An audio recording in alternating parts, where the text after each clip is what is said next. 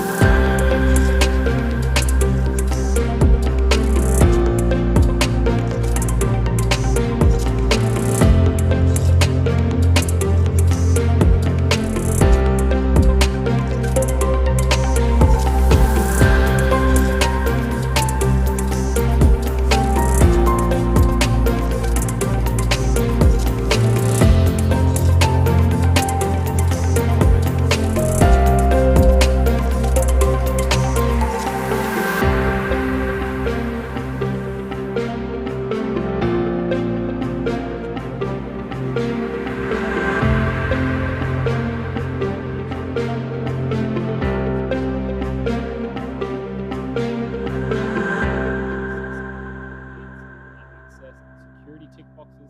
Now these are left on by default. You want to know a little bit more about Sentite?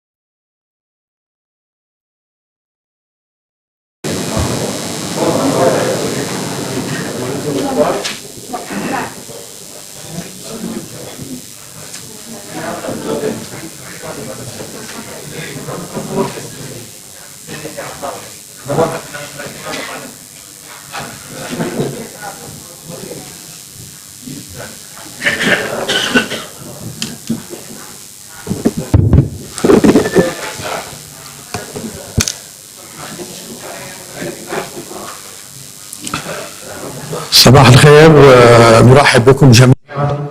Good morning. We welcome you and we thank you for your participation. It is rainy weather and the jam, traffic jam, that's led to the delay in opening this work event. My name is Abbas for Ramadan. I will be the host and research economic researcher. We'll start with welcoming remarks by Dr. Nizar Haddad, who's the Director General of NARC, who's going to present it. Dr. Salam Ayub, the Director of Horticulture at NARC. Please, the floor is yours.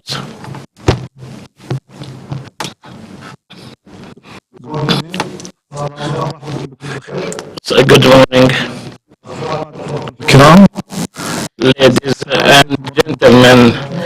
Good morning. It's my pleasure to welcome you on behalf of His Excellency Director General of National Agricultural Research Center, who apologized for not being able to come due to a previous commitment because of the visit of the Chinese minister. He will not be able to be here. And we hope that he'll join us later. He extends his warm comment regards for that. It's our pleasure to workshop for us to share the second event on the Grazed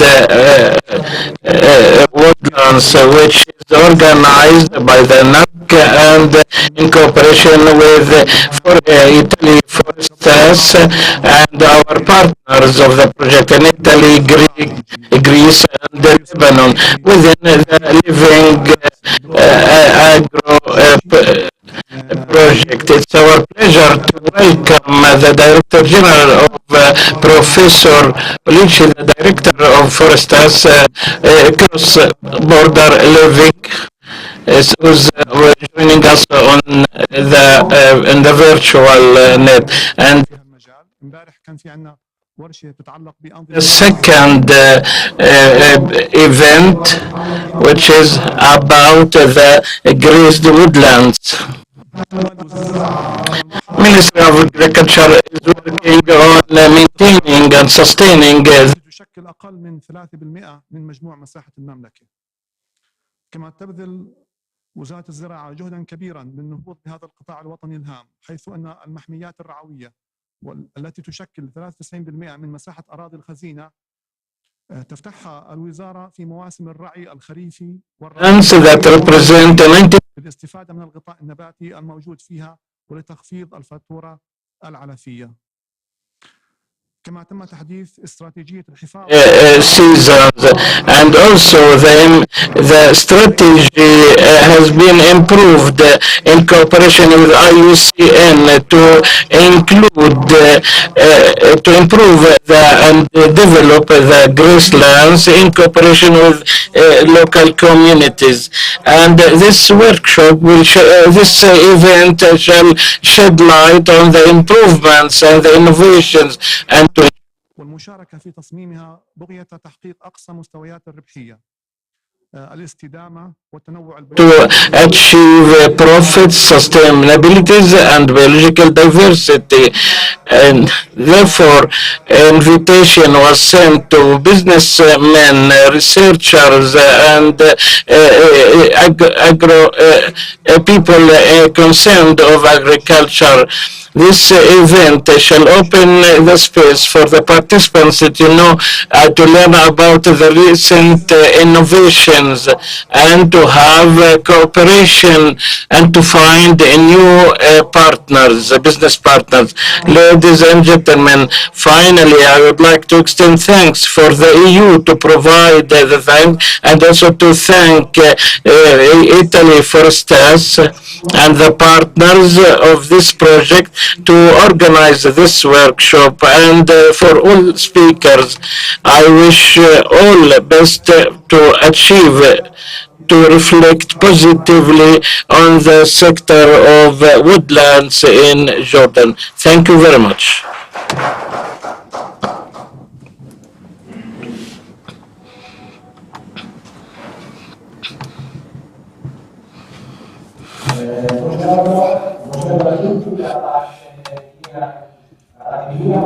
Malocci, in qualità di direttore del servizio tecnico dell'Agenzia Forestas.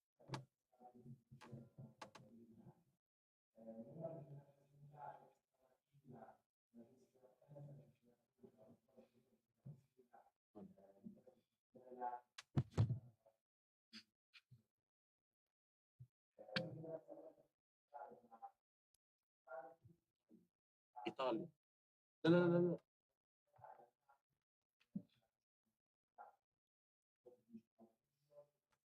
إيطاليا كيلو نو بارلا إيطاليانو إيطاليا عادي مالناش دخل per questo importante progetto.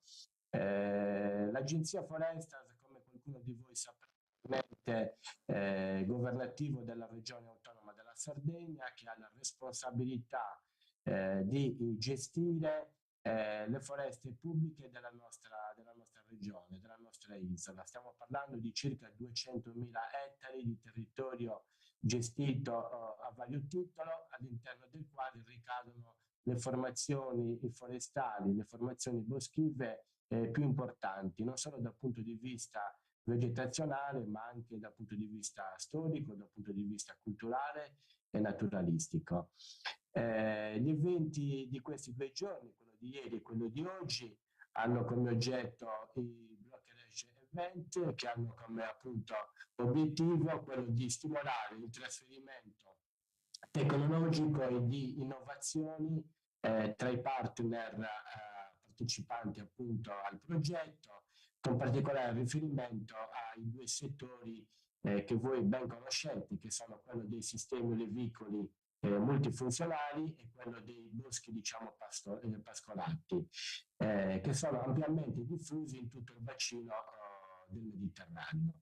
Io mi auguro che la giornata di oggi possa essere la più fruttuosa possibile, che questo scambio, diciamo, di esperienze possa avvenire nel miglior modo possibile, perché l'obiettivo è quello di migliorare questi sistemi combinati che danno la possibilità di coniugare diverse esigenze, da quella della protezione dei nostri territori, ma anche gli aspetti produttivi che poi diventano fondamentali per consentire la sopravvivenza e quindi insomma, delle popolazioni nelle aree marginali interessati dalla presenza di questi sistemi multifunzionali.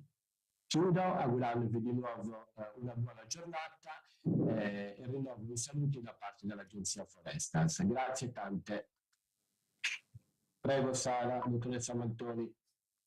Thank you دكتور مالوتشي. كانت هذه كلمة دكتور مالوتشي مدير القسم التقني في الوكالة الإقليمية للأراضي والبيئة في سردينيا، ممثلا الوكالة التي هي الشريك الأساسي في تنظيم هذه الورشة، وفي الشريك الأساسي أيضا في مشروع ليفينج أجرو. سوف تقوم دكتور سارة مالوتشيني بترجمة الكلمة الافتتاحية لدكتور مالوتشي، ومن ثم ستقوم دكتور مالتوني أيضا بشرح إسهام مشروع ليفينج أجرو في تطوير الزراعة الحرجية، وهي رئيسة مكتب الغابات في الوكالة الإقليمية للأراضي والبيئة في سردينيا. فلتتفضل. Welcome دكتور مالوتشي.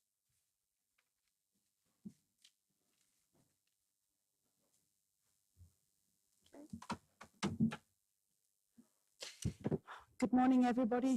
صباح الخير، شكرا لكم جميعا. سوف أقول بعض الكلمات لتوضيح ما تحدث عنه الرئيس التنفيذي للخدمات، والذي قام بإعطاء ملخص سريع عن هذا المشروع.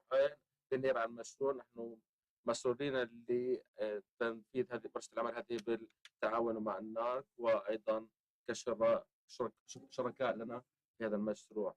عن منظمتنا، نحن منظمة حكومية نقوم بإدارة الغابات والأراضي الخبية في حوالي تقريبا 5000 هكتار، حوالي 15 غابة، وبعضها أيضا في إيطاليا، وأيضا لدينا تاريخ كبير قيم وذو سمعة جيدة جدا. بالنسبة هناك سوف يكون بعض النشاطات والفعاليات تشبيك الناس وأيضا من أجل تطوير هذا القطاع. أود أن أقول أيضا بعض الكلمات حول المشروع، ملخص سريع حول هذا المشروع، حيث أنا بالنيابة عن هذه المنظمة، منظمة فورستاس، أود أن أرحب بكم وشكرا لوجودكم معنا في هذه الورشة. سوف أقوم بالاطلاع على العرض التقديمي الخاص بي بخصوص مشروع Living Agro.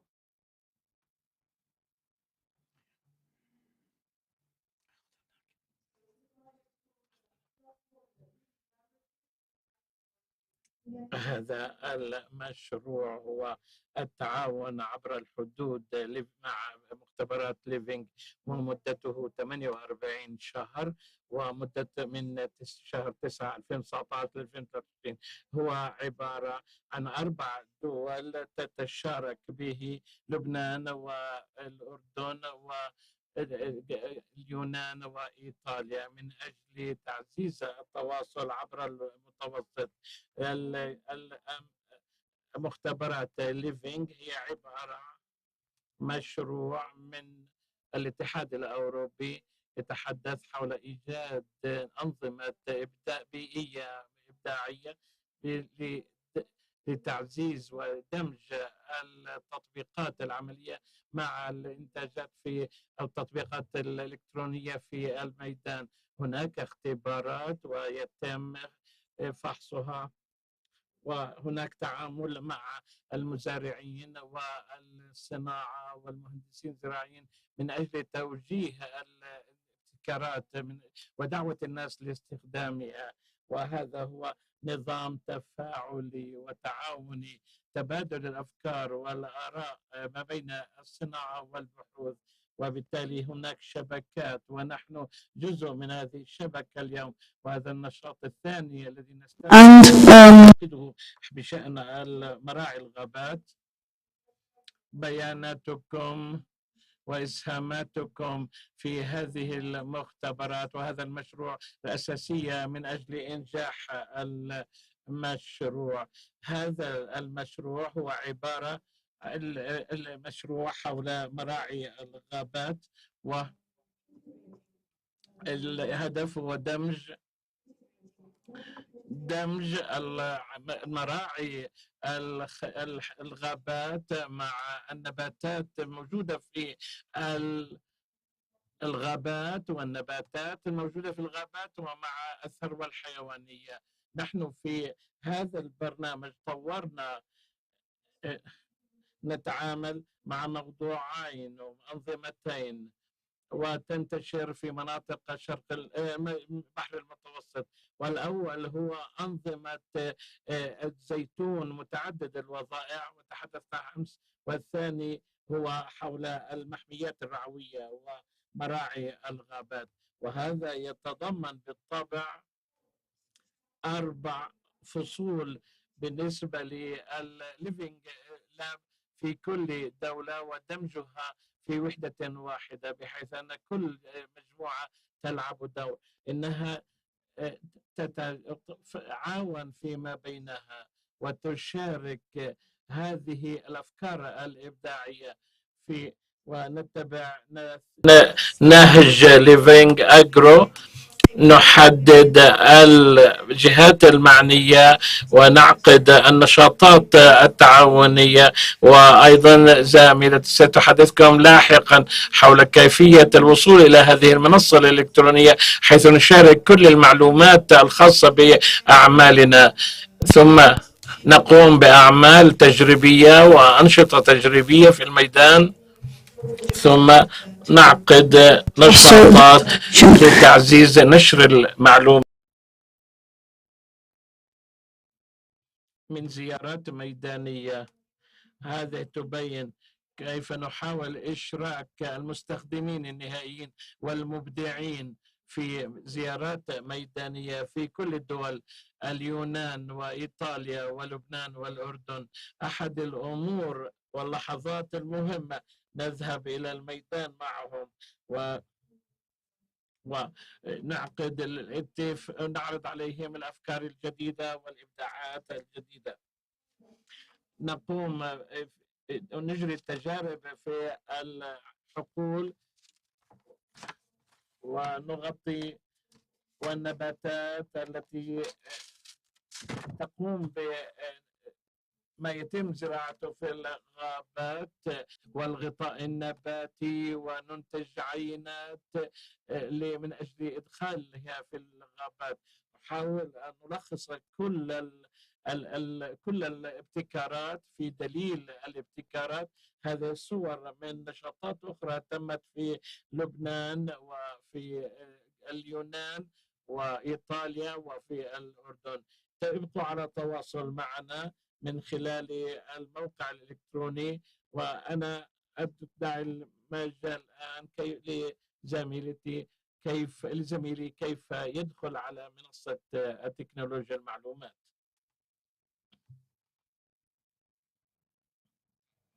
صباح الخير، أنا مورو فورستكي، سوف أتحدث حول المنصة، وهي المكان الذي نستطيع أن نبقى على تواصل فيما بيننا بعد انتهاء المشروع.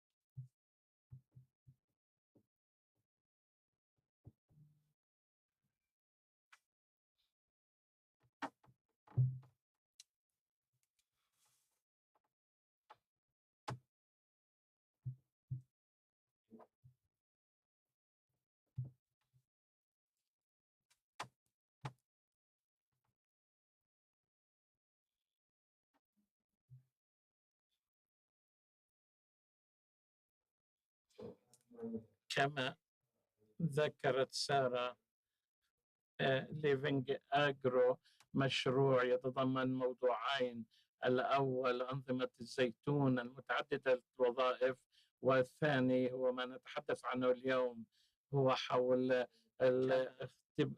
نهج المختبرات الحيوية. عندما رأيت هاتين الكلمتين أول مرة لم أكن أعرف ما هي المختبرات الحيوية. نحن الإيطاليين نتحدث بلغة الأيدي والإشارة بالأيدي لنعكس ماذا نريد أن نكتشف. بالتالي التعريف للمختبرات الحية هي عبارة أنهم يفتحوا نماذج إبداعية، ولكن أعرف ما هي المنصة وما أعرف من هم أصحاب المصلحة، لكن لا أعرف ما هو نموذج الابتكارات المفتوحة. لكن موجودة هو نموذج يجمع كل المعنيين والأشخاص المعنيين أصحاب المصالح في كل مكان من أجل إدخال وإشراك أفكار جديدة. وبالتالي هذا النموذج يرتكز إلى إبداعات وأفكار تأتي من كل مكان. هو نوع من نستطيع أن نضع معا خبراتنا للوصول إلى تحليلات وحلول لمشكلات مشتركة. وعندما نتعاون معا يمكن باستخدام النموذج استخدام التكنولوجيا الداخلية والتي نعرفها ثم نجد المخرج ما هو موجود لدينا باستخدام نموذج الإبداع المفتوح. نستخدم تكنولوجيا الخارجية التي تأتي من أصحاب المصالح ومصادر أخرى التي يمكن أن نلتقيهم، ثم نجد أسواقا جديدة وأسواقا لم نكن نتوقعها يمكن أن نصدر إليها. ولكن يسهل القول، ولكن يجب أن نمارس ذلك بشكل عملي. أين نجد هذه المعلومات الخارجية؟ بداية يجب أن ننظر حولنا، هناك أماكن فنحن نشارك ما بيننا، ولكن عندما ينتهي الحال نستطيع أن نجعل المختبرات الحية، وهو مقسم إلى مختبرتين يمكن التسجيل، ثم نجد وصف المحاولات والأنشطة التي قام بها المشروع، العروض لل11 نموذج والنقاشات والنماء المنتديات التي تمت وما نقوم بتشاركية به، أيضا معلومات ومنشورات وأعمال بحثية أخرى. وبالتالي نحن نطور أيضا وننتج نشرات صحفية حول المعلومات وشبكات عامة، ثم أيضا نقوم بتطوير نماذج تدريب عن بعد في هذه المنصة.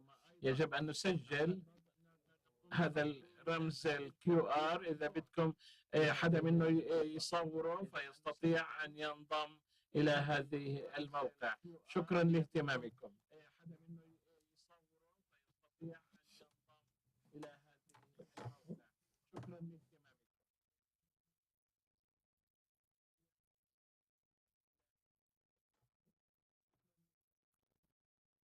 اللبناني. فننتقل مباشرة للجلسة الأولى من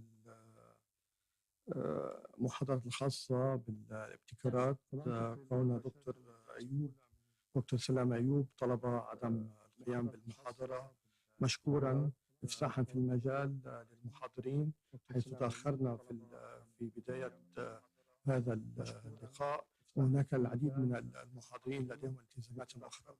فسوف ننتقل مباشرة إلى المحاضر الأول اليوم، هو دكتور خالد أبو ليلى، الذي سوف يقدم لنا إرشادات وطرق الحماية من تهديدات الأنواع الغريبة الغازية للنظام البيئي الغابي في الأردن. دكتور أبو ليلى يعمل في المركز الوطني للبحوث الزراعية في الأردن، فليتفضل. دكتور أبو ليلى يعمل في المركز الوطني للبحوث الزراعية.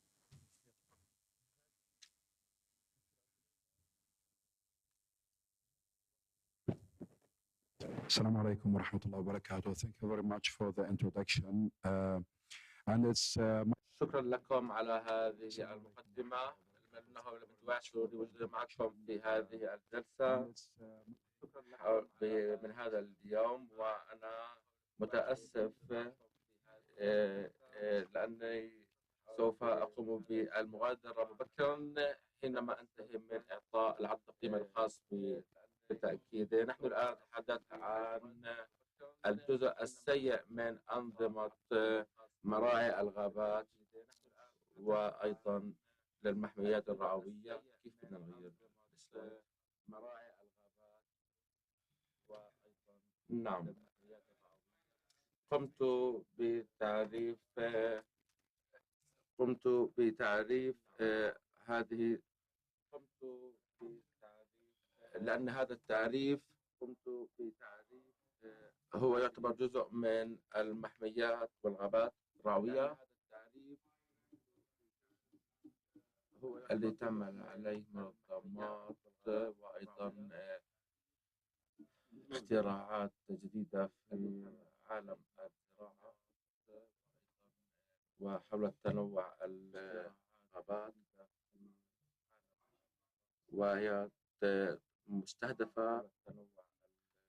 يرجى التحدث من خلال الميكروفون رجاءً. وهي مستهدفة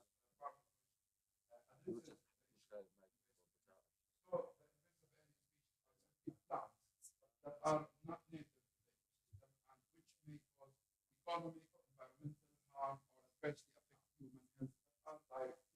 In particular, they adversely affect Thank you. شكرا لك. وبشكل خاص فإنها تؤثر بشكل خاص على تنوع النباتات والنباتات، وهي هي مصدر قلقنا، وخاصة من خلال المنافسة، وأيضا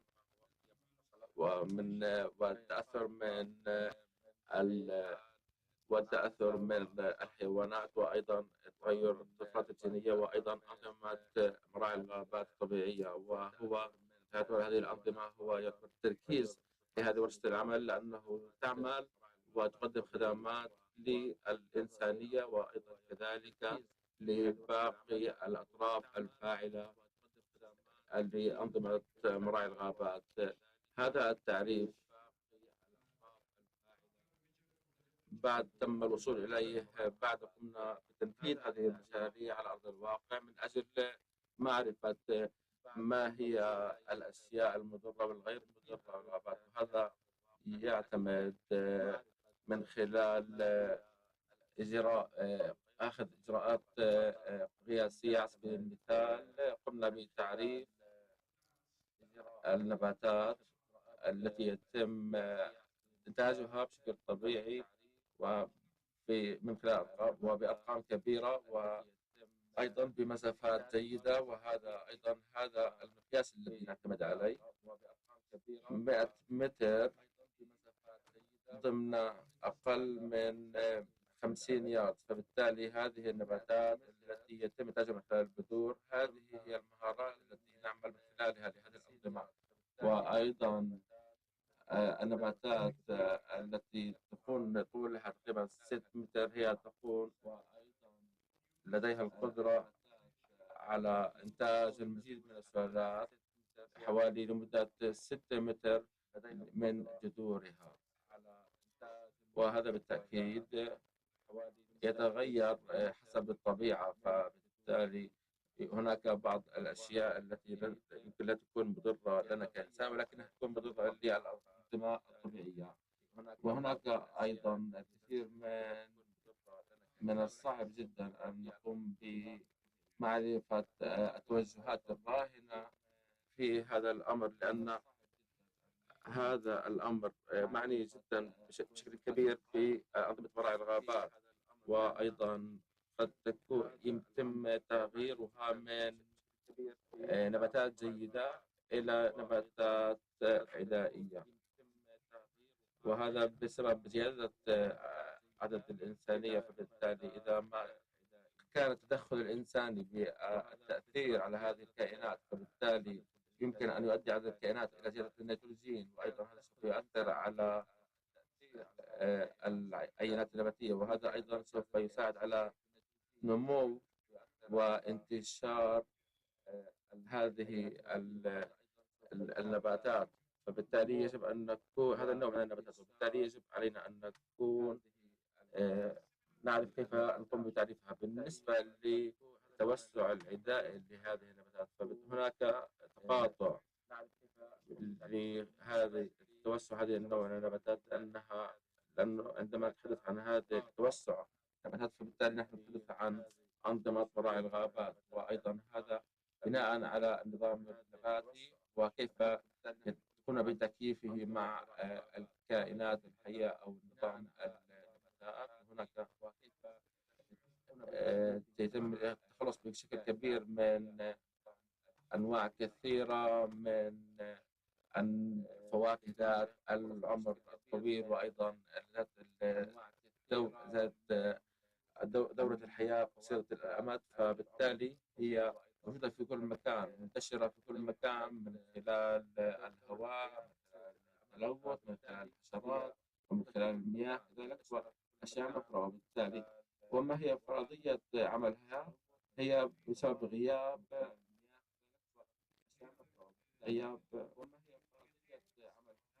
محدات أو مقيدات التي تقوم بتقييد عددها في الطبيعة. فبالتالي عندما تصل هذا النوع من النباتات إلى المناطق الجديدة، فبالتالي لا يوجد هناك أي عدائيات أخرى لها من الطبيعة. ولماذا هي تختلف؟ لأنها يتم تكييفها بناء على هذا النظام المراعي، وهناك الكثير من الأرقام التي تم أخذها بعين الاعتبار لآثار انتشار هذه الكائنات وأيضا تأثيرها على المحاصيل، وأيضا لخدمات النظام النباتي الذي يعمل به، وأيضا التهديدات الإيكولوجية. هناك بعضها مذكور هنا ولكن الكثير منها غير مذكور، لا يمكن أن تؤدي إلى أي بسبب المؤثرات الكيميائية التي تؤثر على هذه التي تم. فبالتالي على سبيل المثال شجرة الكينيا، إذا نظرنا على شجرة الكينيا لن تجد أي نباتات عدائية أو توسعية أخرى تنبت تحت هذه الشجرة. فبالتالي وعندما تصل هذا النوع من النباتات إلى الأرض، على سبيل المثال عندما تسيطر هذه النباتات على جميع المناطق المحيطة، فبالتالي عندما تسيطر هذه لا يتم إنباتها، وأيضا لا تتطور في هذه المناطق. فبالتالي عندما نتحدث عن عائلات النباتات الأماراتيسيس وأيضا والكوسيفرز أيضا، فإنهم لا يوجد لديهم هذه المتطلبات من النظام النباتاتية من أجل أنهم فبالتالي هي تقوم بالنمو في كل مكان، وأيضا يمكن أن تقوم بتأثير هذه النباتات. وفي هذه الصورة في هذه الصورة أود أن أبين كيف يبدو النظام البيئي في الغابة. عندما ننظر دوما إلى الجزء العلوي من التربة نرى النباتات المزهرة والنباتات المتسلقة وغيرها، لكن لا ننظر ما يحدث داخل التربة. هناك لاعبين رئيسيين وهناك العديد من اللاعبين تحت التربة تكون مسؤولة حول وجود وبقاء ودوام مثل هذه الأنظمة البيئية، وهذه تشمل الطحالب والبكتيريا، وتشمل الكائنات الحية الدقيقة في كلها. بعض هذه النباتات هي علوية وسطحية، وتداخل ما بين هذين النوعين يحضر الغذاء من النباتات العلوية إلى السفلية ويبقيها على قيد الحياة. هذا مثال حي يحدث في مناطق المتوسط، بعضها في الأردن، مؤكد هناك مناطق أخرى في المتوسط، وهي تعرفون هذه عائلة الأوركيديا. في كثر الأوركيدا فهي تعتمد على وجود الطحالب لإحضار الطعام من أجل تأكيد مواصلة الحياة. وهذه النباتات التي تحدث بشكل طبيعي في الغابات وفي المراعي وفي الغابات في بيئة المتوسط تسمح وتجري علاقات ثلاثية الأطراف من أجل إحضار الغذاء إلى النباتات الأفقية مثل الأوركيدا وغيرها. في غابات شمال الأردن هذا موجودة، كلما وجدنا شقائق نوع ما، وهذا يؤكد على التكاملية في النظم البيئية. كيف نواجه هذه القضية؟ هناك العديد من الطرق لمواجهة الكائنات الانتشارية بجمع قائمة النباتات الغريبة، وأي مؤسسة عامة أو تصرف تريد زراعة مثل هذه الكائنات الغريبة يجب منعها. وهناك السياسة تم address نشرها وبالتالي يتم تحديد ماذا يتم stages of زرع detailed تحديد studies on alien plant species that تسجل occur هذه الكائنات وتحديد مراحل الانتشار ثم وضع قوائم لهذه الكائنات in general استراتيجيات الإدارة عادة تتضمن the containment والحد من الانتشار الاحتواء والسيطرة والرقابة ثم التقليل منها بالنسبة للأردن تبعنا taken as second place to initiate الوطني tackle this growing problem alien invasive species هذه القضية as invasive والتي تعتبر habitats as measures of the وتنتشر في القوائل local المحلية and as well as part of Jordan's لحماية commitment التنوع to international التزام الأردن بالاتفاقيات والمعاهدات الموقعة وهذه من قبل العديد من أصحاب المصلحة in mind that يجب أن نتذكر managing the أن invasive alien species is الغريبة our aim ليس هدفنا itself, but our aim is to لكن هدفنا restore هو استعادة النظام البيئي. بهذا أنهي شكرا جزيلا وأعتذر إذا كنت أخذت وقتا أطول مما هو مخصص لي. شكرا.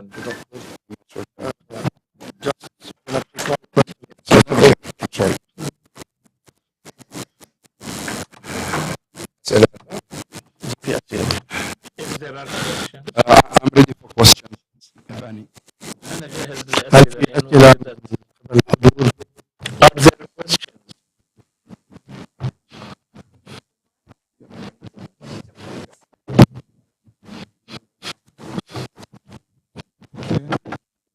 Dr. Khalid, for your presentation. شكرا دكتور خالد على My question, you mentioned these invasive species. My question is, who is responsible about monitoring عن مراقبة هذه control الكائنات this? What is the ministry is responsibility? وما هي المسؤولية؟ من هي مسؤولية؟ Environment وزارة الزراعة أم وزارة البيئة؟ situation. من هي الجهة المسؤولة؟ This species is أن هذه or not. كائنات انتحارية وقاسية أم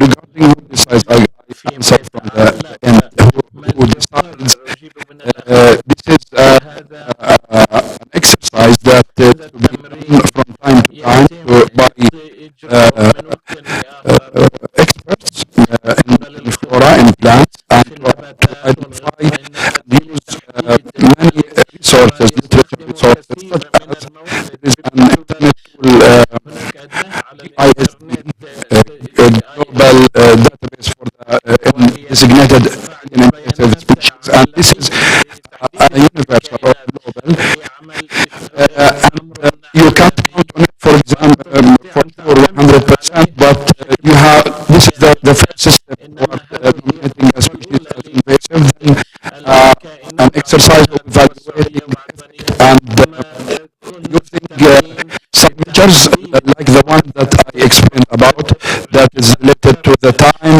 and ability of forming self-sustaining populations about 100 meters we start distance here away from the site of introduction within certain period of time. And who are responsible about tackling this? There are many players responsible. For example, if we are talking about the protected areas, the RSC, Royal Society for Conservation of Nature in Jordan, they are responsible about these things. The Ministry of Agriculture, represented by the Directorate of Forestry, are required to monitor their areas of protection, and also the municipality of Amman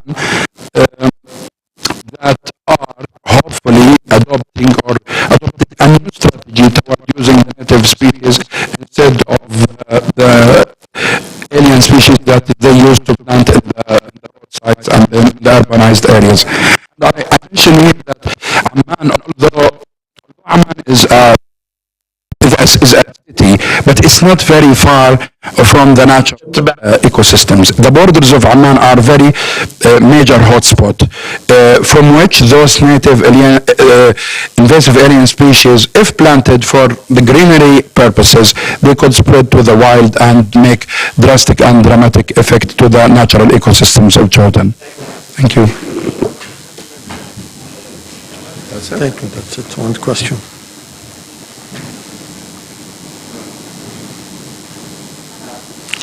شكرا.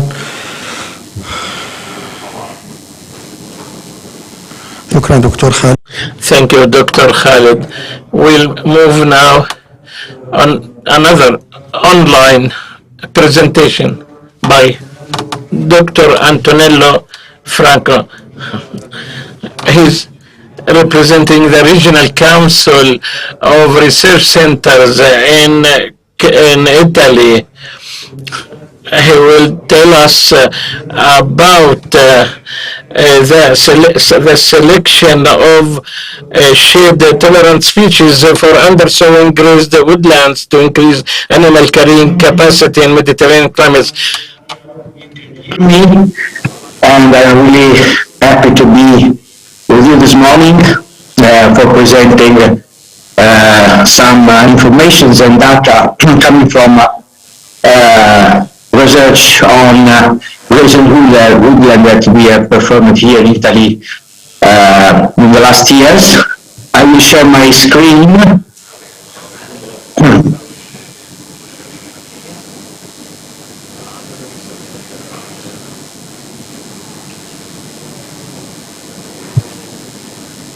Okay, can you tell me please if you are able to see it? Yes, we can. Okay, thank you very much. So, I will talk about an innovation that has emerged during different and various meetings with the stakeholders that we have performed here in Italy, in Sardinia particularly, in the last year, regarding an innovation that regards the production and use of shade-tolerant species, able to enhance the persistence of sown pastures under silvopastoral conditions. As you can see, and as you know, silvopastoral systems are really important systems here in the Mediterranean basin. And one of the most important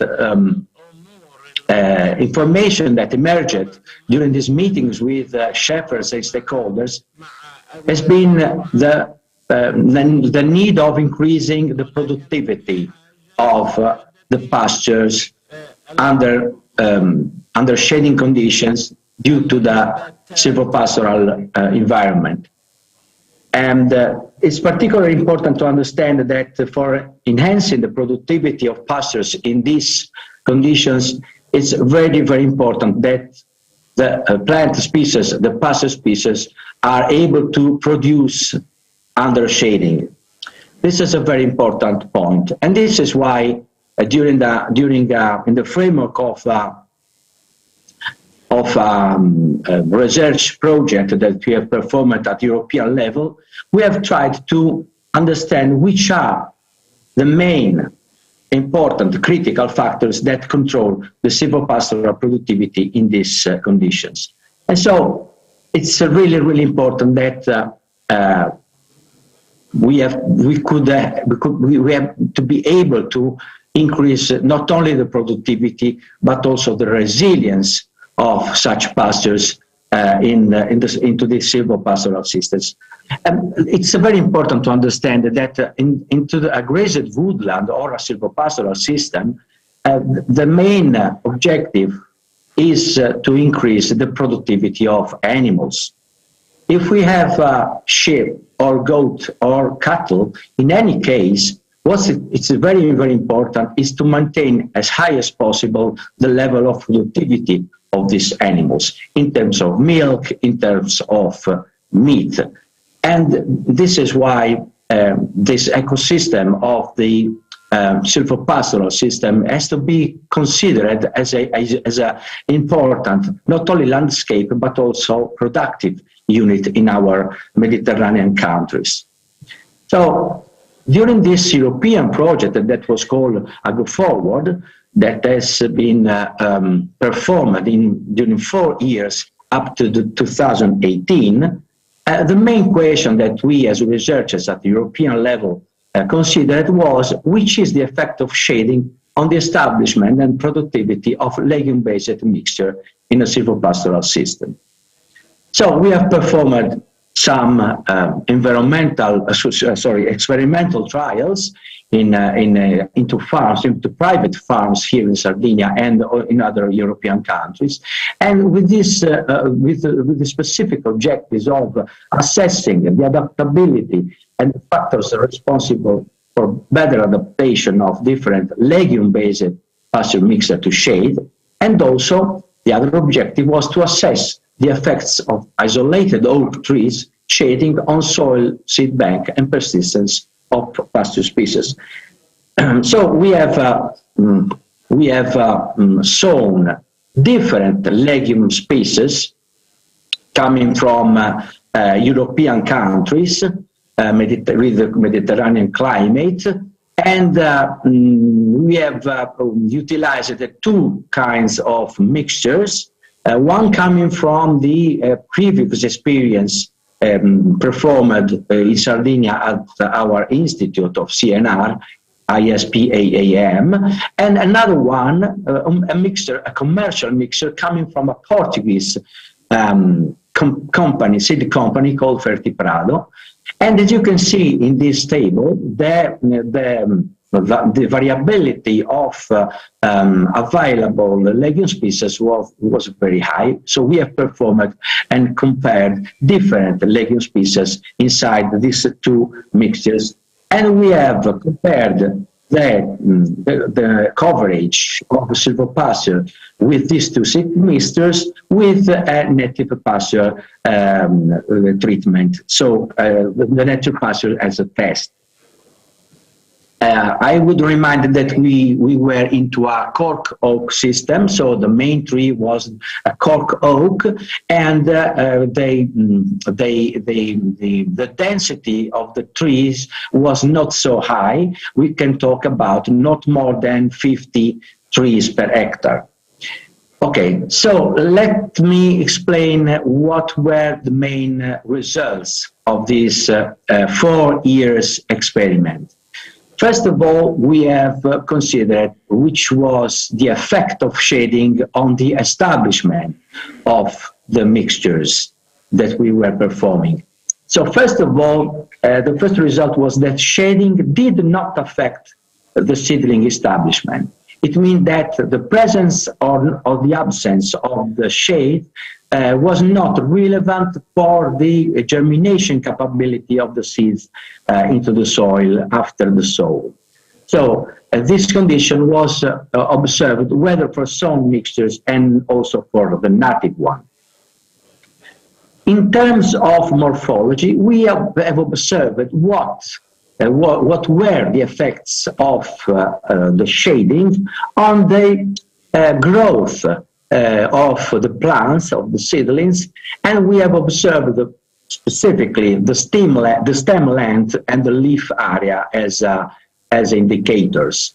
As you can see in this table, only some legume species like Trifolium subterraneum and Trifolium vesiculosum have had a significantly elongated stem under shading conditions, and specifically the Trifolium vesiculosum have also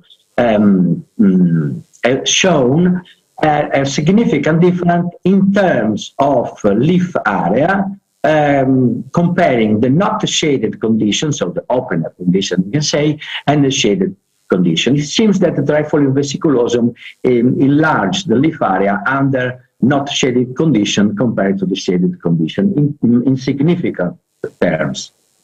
So in terms of productivity, and this is a specific requested, I can say, indicator coming from the stakeholders, we could say that the shading negatively affected the dry matter yield in both the mixtures, ISPAM mixtures and Fertiprado mixtures, so the two mixtures that we were comparing.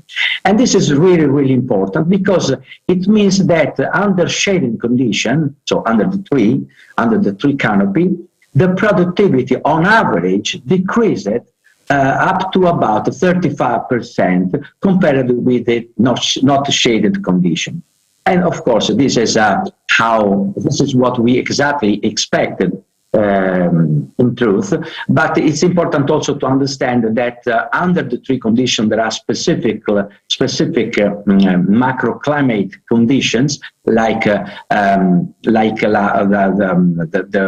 water availability, for instance, and this is really important because in other results coming from other colleagues in Italy, it emerged that it's true that the total productivity of the pasture is decreased, but it's important that the availability of pasture is more constant during the year. So this is a very important thing to understand. So productivity needs to be interpreted in a specific way depending on the requirements of the animals that are grazing in the pastures.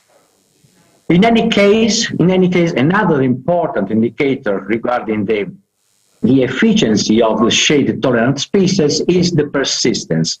You know that legume species have this important role, this important condition to produce hard seeds. What does it mean? It means that legumes are able to produce dormant seeds that stay dormant during summer when the soil and water and humidity conditions are not good for produce a germination. This is a very important specific topic because they are the seed of legume seeds. The seededness of legume seeds is a mechanism that the legume species use for being more persistent in the soil. In which sense? You know that in Mediterranean environment during summer could happen some rains. Especially at the end of the summer.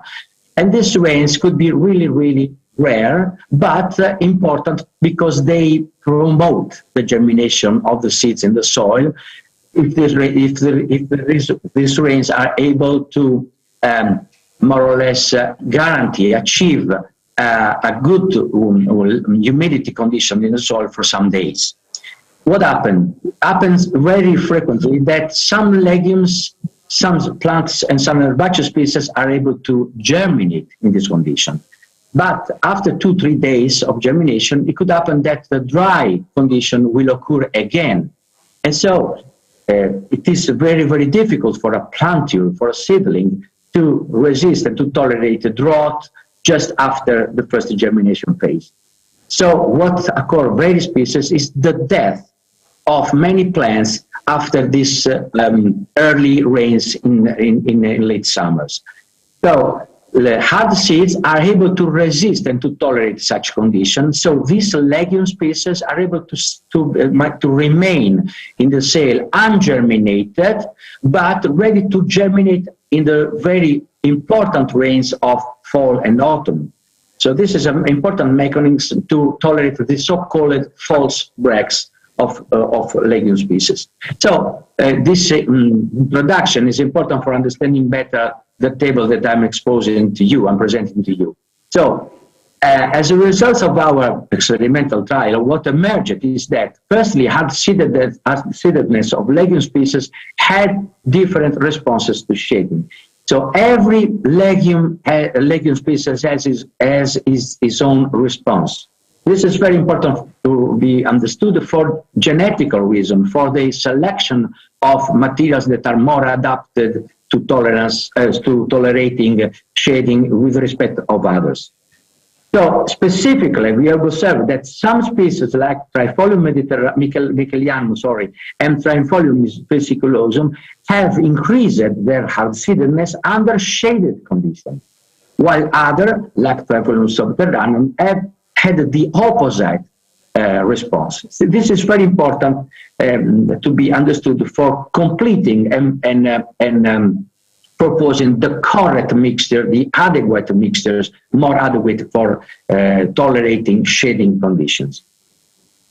Specifically also, in terms of persistence, what emerged from our results was that there has been a strong interannual variability among temporary seed bank compositions. You know that the temporary or transitory seed bank are the seed banks that have inside all the species that are able to be rapidly are able to rapidly germinate after the fall rains, while the persistent seed bank is the seed bank that is composed mainly by persistent legume species or not legume species. So the third result was that we have observed a strong interannual variability among also the persistence seed bank compositions in terms of legume seed.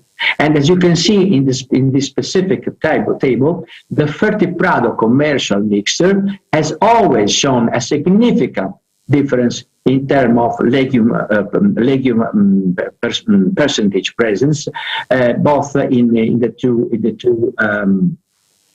two different conditions of shading and not shaded conditions. So, for concluding, please, we are running out of time, and you still have. This is the last one. This is the last one. So, about this innovation, we have observed that there is a different adaptation capability for shading tolerance of legume species. Specifically, we have observed a very good response of Trifolium subterraneum Ornithopus sativus.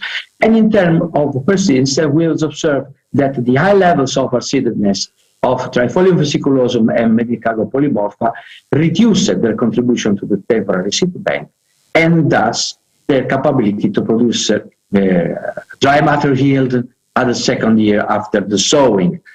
So, just a final remarks regarding what are the future steps about this innovation.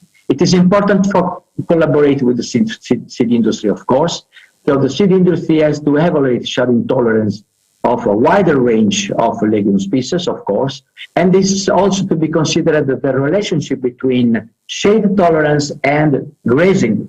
And grazing in this silvopastoral environment, because this is a very important thing to be further and deeply understood by researchers and by the seed industry. So at the end, what is the take-home message that emerged from this experience is that it's important to produce a specific legume-based mixture for the silvopastoral systems in Mediterranean countries.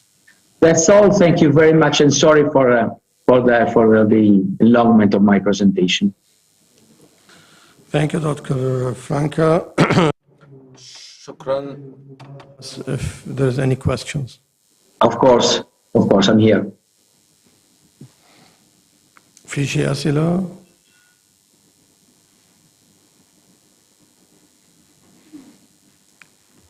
ما في أسئلة. طيب. Anyway.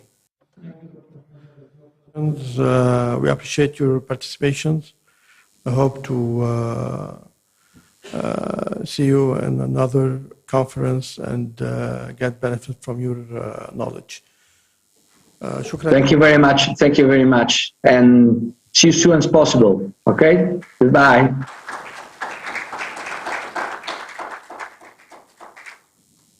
شكرا جميعا مثل ما Thank you, everyone. As you can notice, there's some delay and program mix because of some commitments for our lectures. So now we will stop for a break of 10 minutes and we'll be back for the second session with another online session with Dr. Giuseppe Polina. Hopefully we will not take too long in the break. Thank you so much. 10 minutes and we'll be back. Thank you.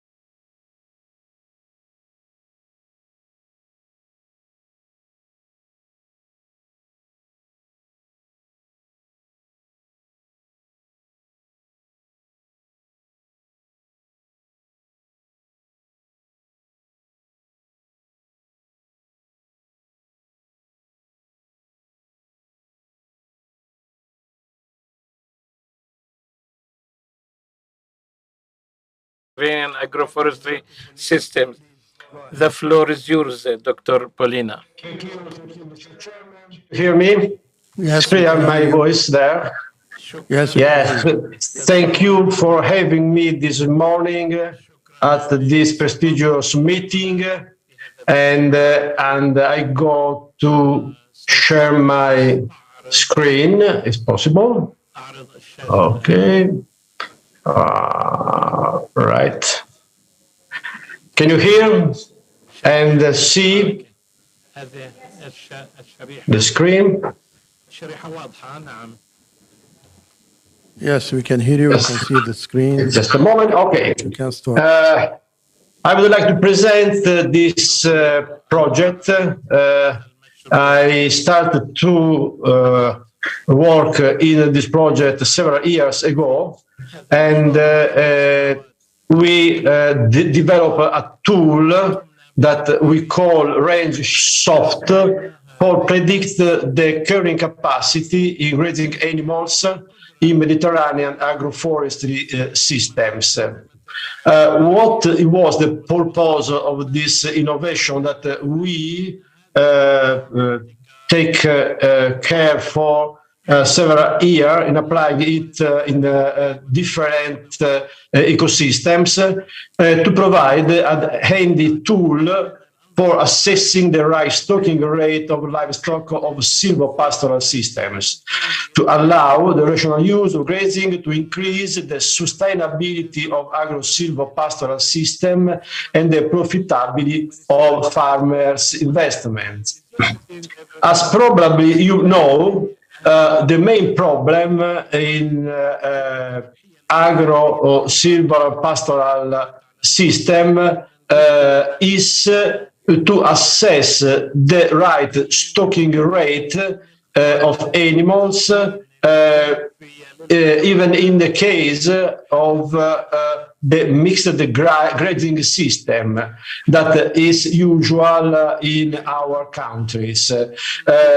In few words, when we graze a pasture, mixed pasture with cows, cattle, sheep and goats, we have overlapping of the behavior of grazing, so it's very difficult to understand what is the right carrying capacity of the system and to assess the right stocking rate to use adequately the forage resources and to avoid the problems of over or under grazing. Overgrazing damage soil and vegetation under grades is a sub-use of the pastoral resource. So we developed in Southern Africa region 20-25 years ago, first release of this model we call Range Soft, and we applied it in this region. And afterwards, we apply it in Italy, in this case, in Molise area, in the grazing, mixed grazing by horses, other species. And the framework of the model is that we have 3 sub-models: forage model, animal model, and stocking rate model. Those 3 sub-models have 4 input and 2 output, as you can see in this graph. We need to input in the model the forage availability, the surface covered by each vegetation type, the animal characteristic, and the number of livestock that we need to support in this pastoral system, and the percent of diet selection by each category of animal. And we have as output the stocking rate calculation and the matter and energy balance of the animals we have. The big problem in assess what is the availability of forage in a mixed grazing system and in silvopastoral system is that we have different layers, the herbaceous layers, the shrub layers, and the tree layers, and we have the overlapping of these three layers. So the first thing that the model do is to assess what is the real surface, all surface available for grazing, because animals, mainly the goats and cattle, graze in the three dimension in this area. Instead, the sheep prefer to graze the herbaceous layer. So this is one output of the model. We applied it in the Matopos station. Research station is a governmental research station in Zimbabwe, and we found that we can take into account for at maximum 2.209 2.190 livestock units per hectare, maximizing the intake of shrubs, of grass or trees. So the geographical scale of the application is farm scale, but we can use it also in a territorial scale if you have a common lands of or if you have aggregate farms that can be used for this application. The benefit is directly to farmer, which farmers are able to better measure the carrying capacity of the silvopastoral system, and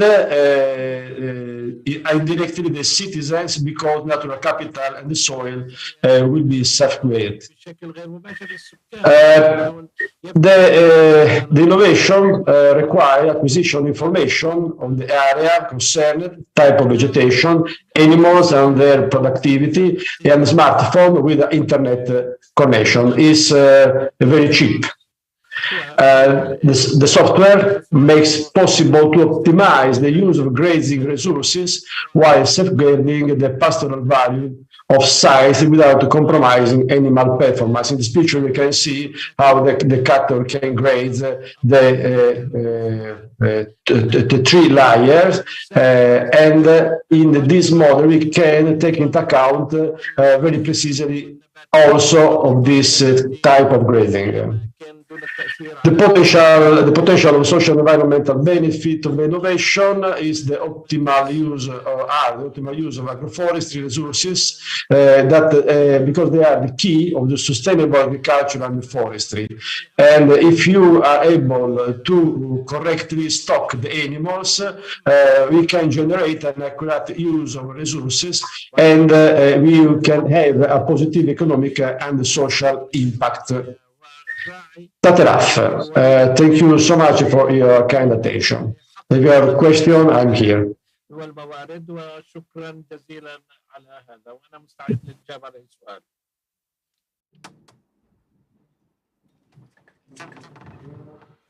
going to wait to see if there is any questions.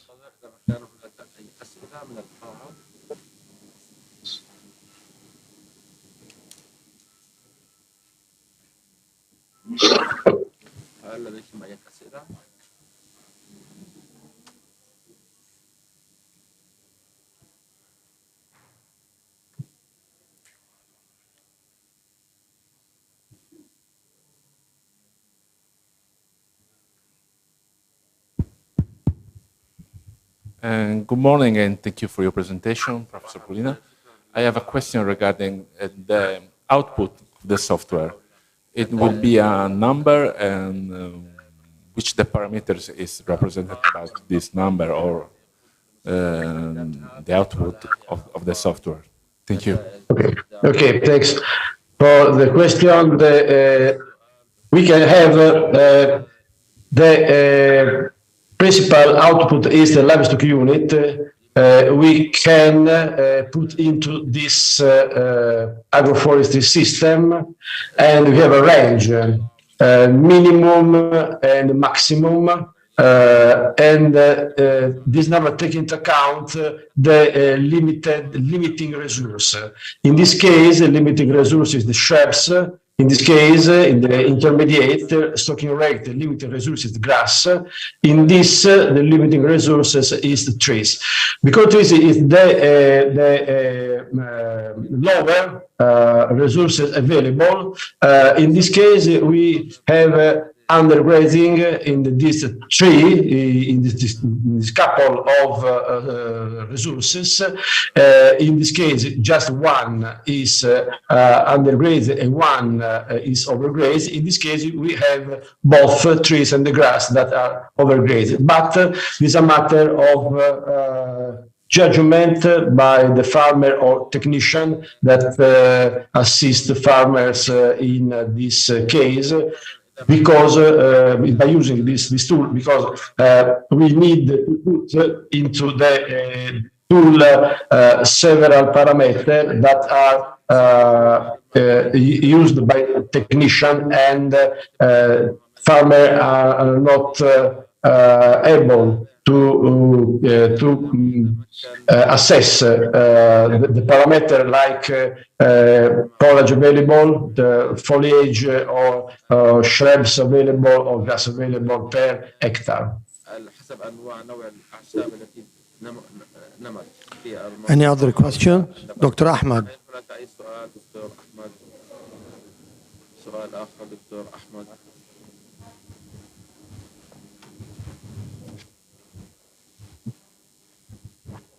أسعد الله أوقاتكم بكل الخير. Good morning. In fact, the experiments that you did in Greece and Italy, for sure they will be different from those who are done in Lebanon and Jordan. Yes, although we are all Mediterranean countries, but the climate change conditions that the region suffers, had affected the regions of the East Mediterranean more than others. Recent study of the World Bank stated that the largest or the most affected cities or countries affected by the climate change are the Eastern Mediterranean and Jordan on top of them. And we noticed that. How can we convey the success stories in Italy and Greece and to our countries, and also to maintain the peculiarity situation of our environment? Thank you.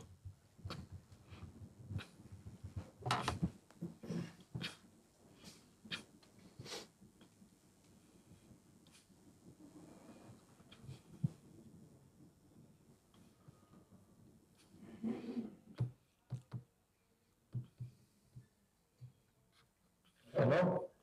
Hello, did you get the question, or we have to translate the question? Yep.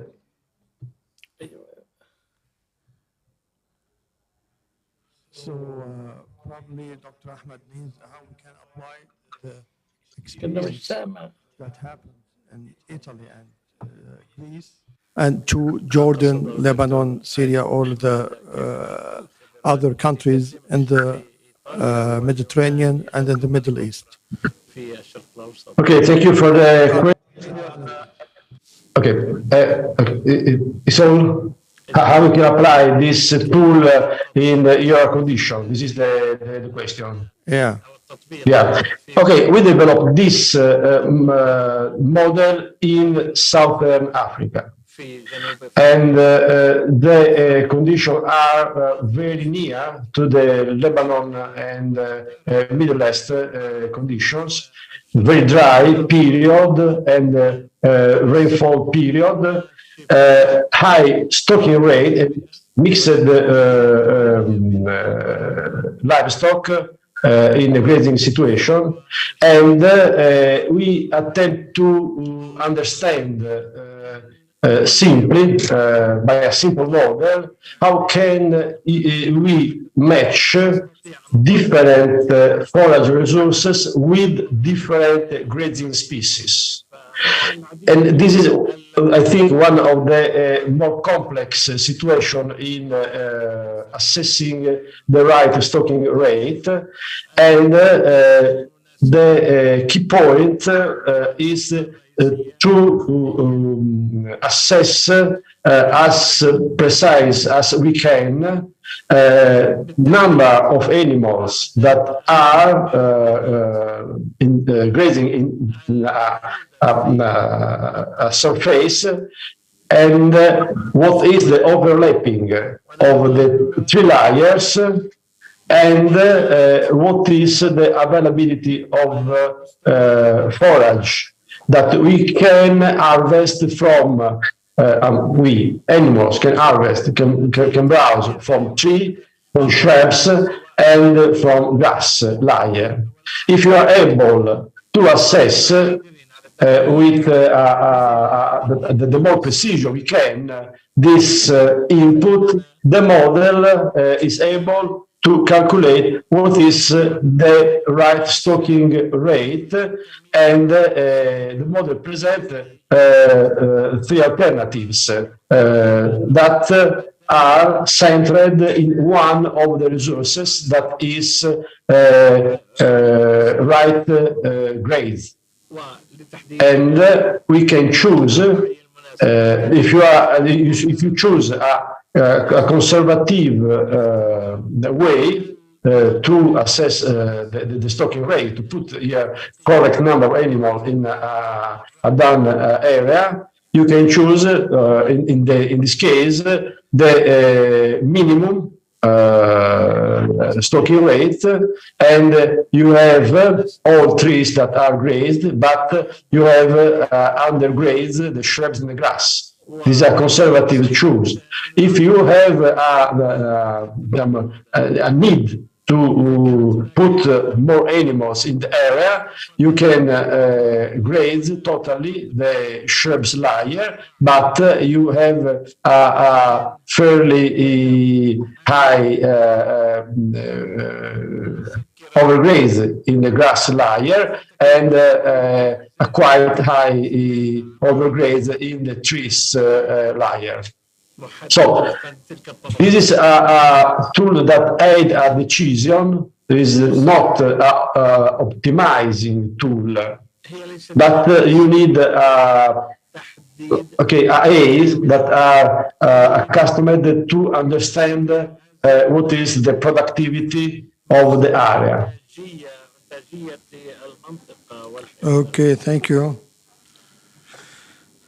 Thank you, Dr. Paulina. Thank you for your contribution to this workshop, and we hope that we will collaborate sooner in other workshops. Thank you, and have a nice day. Thank you so much. Have a good day.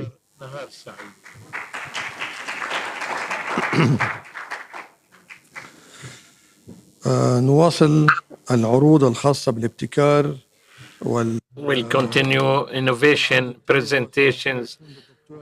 The following presentation will be for Dr. Yahya Uthman. He's from University of Jordan, and he will provide us on assessment of forest health in Jordan and the sustainable approaches for improvement. The floor is yours, Dr. Uthman.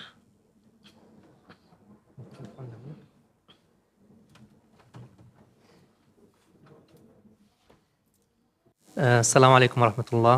Thank you for having me. I'm going to talk today about the forest health, specifically in Jordan. And I will start with the...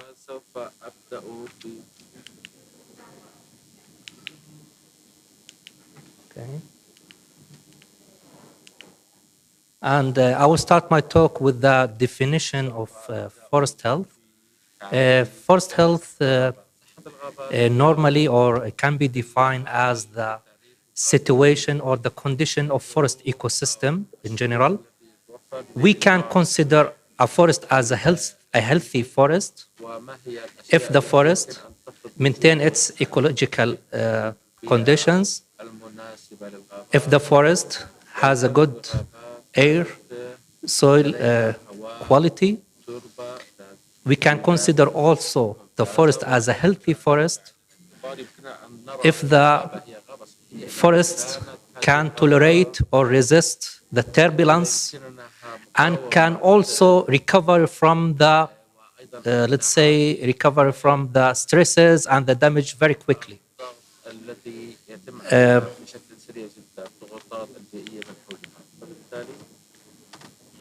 Now, in terms of agroforestry, there is a high correlation between agroforestry and forest health.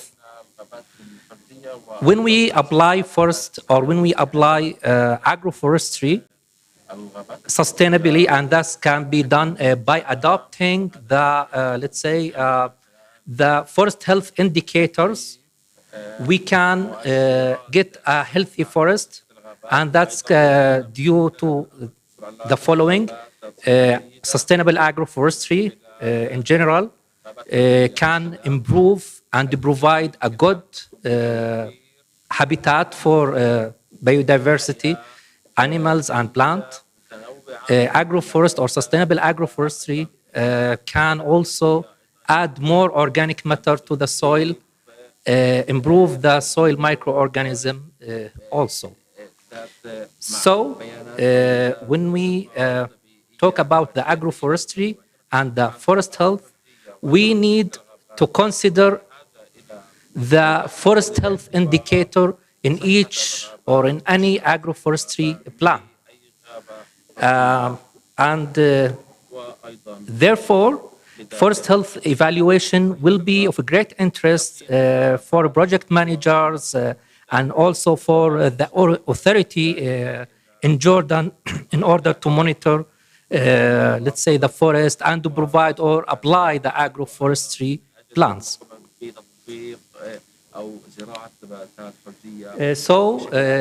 Our main objective is to evaluate the forest health in Jordan and, let's say, provide or identify the main way for improvement.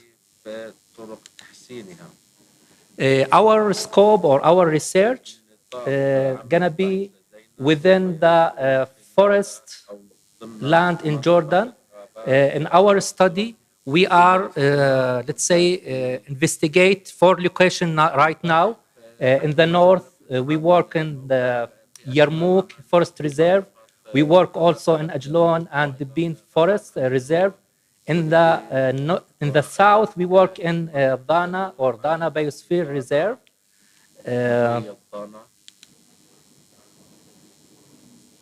What we are measuring when we consider or when we testing the forest health, we are measuring, let's say, 2 layers. We're measuring the soil layer and we're measuring the plant layer. When we work on the soil, we measure the photosynthesis, the chlorophyll. Chlorophyll is the main factor that affects the photosynthesis. If we have a high photosynthesis, we're supposed to have also a high chlorophyll content in the plant. We also measure the water status of the plants by measuring the osmotic potential and the water potential of the trees. We also measure the regeneration. The forest regeneration is a major factor that we should consider when we are working in the forest health. The forest regeneration can provide us with the grazing intensity or the grazing effect. If we have high grazing intensity, then the regeneration of the trees or the regeneration in the forest will be very low. Also, the regeneration is an indicator that provides us with information about the soil health. If we have a good soil health, then we have a good regeneration. We also testing the lichens. The lichens is a very important indicator. It's to provide us good information about the air quality in the forest.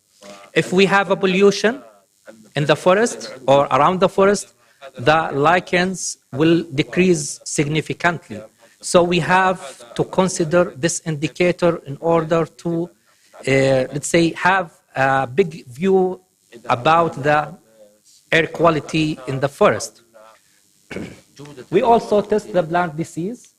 In terms of soil indicators, we measure the soil respiration. The soil respiration is a good indicator about the microorganisms. If we have a high soil respiration in the soil, this means that we have a good or a high abundance of microorganisms. We have a biodiversity in the soil.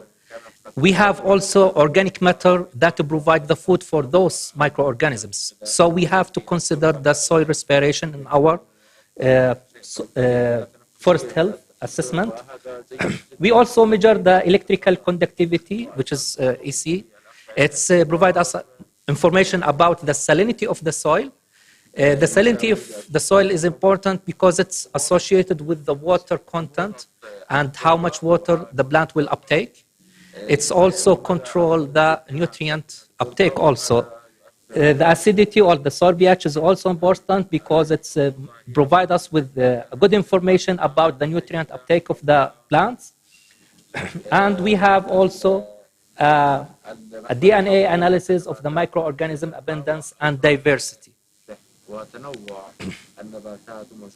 The cost of these indicators, or to measure those indicators for each sample, for plant samples, also let's say about we need $300 for sample to collect all the plant health indicator, including the photosynthesis, the plant diseases, all these plant health indicators. We need about $300 per sample, and we need about $500 per sample for the soil health indicators.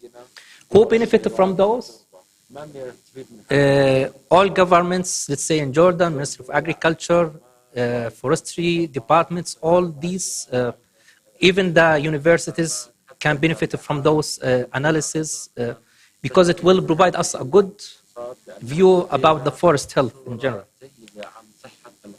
The question is where we are now in Jordan and is our forest is healthy? We finished the first or the baseline survey of forest health in Jordan. We conducted a full survey for 4 locations, as I mentioned earlier.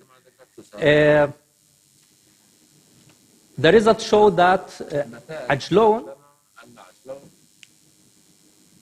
has the best forest health indicator values in terms of soil and plant, followed by Dibin, ranked as a second, and then Yarmouk forest was the third one, and then the Tafila and the Karak. Specifically, we are talking about Dana Biosphere Reserve. The forest health or the soil and plant health indicator had the lowest value actually. So what we should do now, we should focus intensely about those indicators. Each indicators that show low values, we need to add more strategies, add more focus in order to improve these indicators. Okay, and who's doing this research? We have a big team. The leaders are. I'm working in the plant health indicators. Dr. Khulud Al-Anambe and Dr. Mudir Tahat conducting the soil surveys and the soil profiling, and we will be very happy to, let's say, to collaborate and to answer any question about the situation of forest in Jordan, specifically the forest health. Thank you. Question.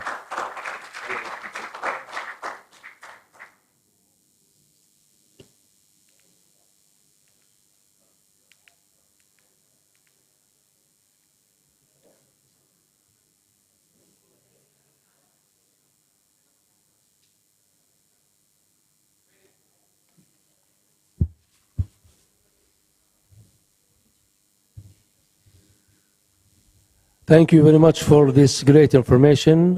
My question is, what's your opinion about our future forest? Do we have big trouble with the pollution happening in our forest? and what is the danger waiting us? Well, the trend or the projection is we are not in a good situation, actually. We need to pay more efforts to improve the forest health. As I show in the figure, I'm not sure if I can go back.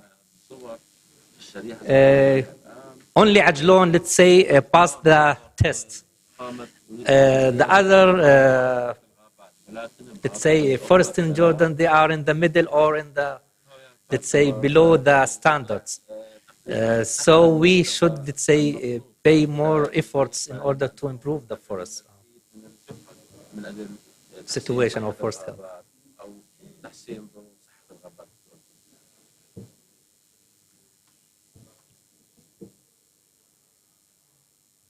Maybe. Yeah.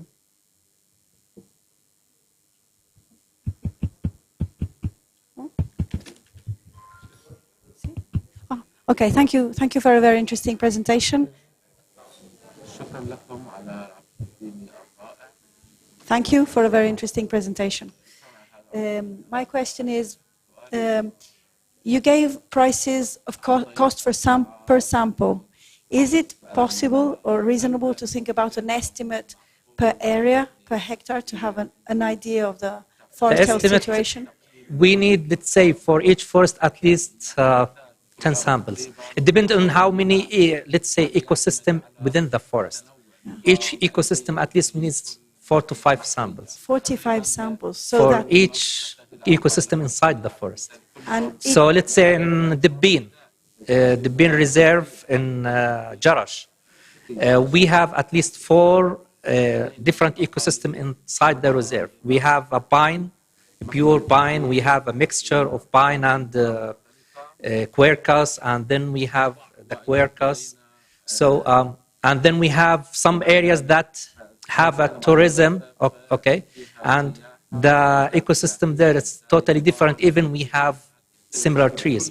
So in each ecosystem or in each area, we need samples and sampling. And the sampling should be not only one. We need at least 2 to 3 times to get, let's say, a good view of the forest health situation in that area. Okay, thank you very much. Yeah, sorry, maybe I didn't keep, but I would like to ask you, for you, which are the 2 main tools to improve forest health? I mean, at national level, what you could suggest to improve the health of forests? What we suggest, let's say we deal with each site separately. Let's say in the north here, the main problem was the overgrazing. High intensity of goats and sheep are grazing inside the forest, and there is no cover. The opposite was here in Dana. They do not allow grazing for long time, and that was the opposite. So each undergrazing. Undergrazing, yeah. So let's say any forest health indicator that I mentioned in the soil or in the plant that show, let's say, low values or below the thresholds, we need to improve this indicator. And there is, let's say, protocols for each of them. Can I add a comment? Yes. In Sardinia, in many Mediterranean, like say European countries with Mediterranean climate, in the 50s we had huge overgrazing, and so the reaction from the authorities was to forbid grazing in forest to favor regeneration. Then what we did was so successful that now we went over the threshold and we have problems of undergrazing and biomass buildup. So we have huge problems of fire risk, because when you accumulate shrubs, herbaceous cover, then you build up biomass, flammable biomass, and they become a threat for extreme wildfire events, not just wildfires, but wildfires that take vast proportions of land that is not managed by grazing. That is why in Sardinia, even with the Living Agro project, we are trying to assess tools to favor finding the right balance of grazing, which is a management tool. So not overgraze to reduce forest regeneration, like in the areas you have we in most areas. We can't, let's say, but no you cannot grazing stop and no grazing. So it's a very, very difficult balance. And I think that maybe in this case, the experience of us going from one extreme to the opposite might be useful as you are facing similar situation in different areas. So it would be interesting to exchange these ideas on how to regulate, even socially, because grazing is not only a technical problem, it's about managing shepherds, education, training. So that's also very, very interesting. So thank you very much. Maybe the gentleman.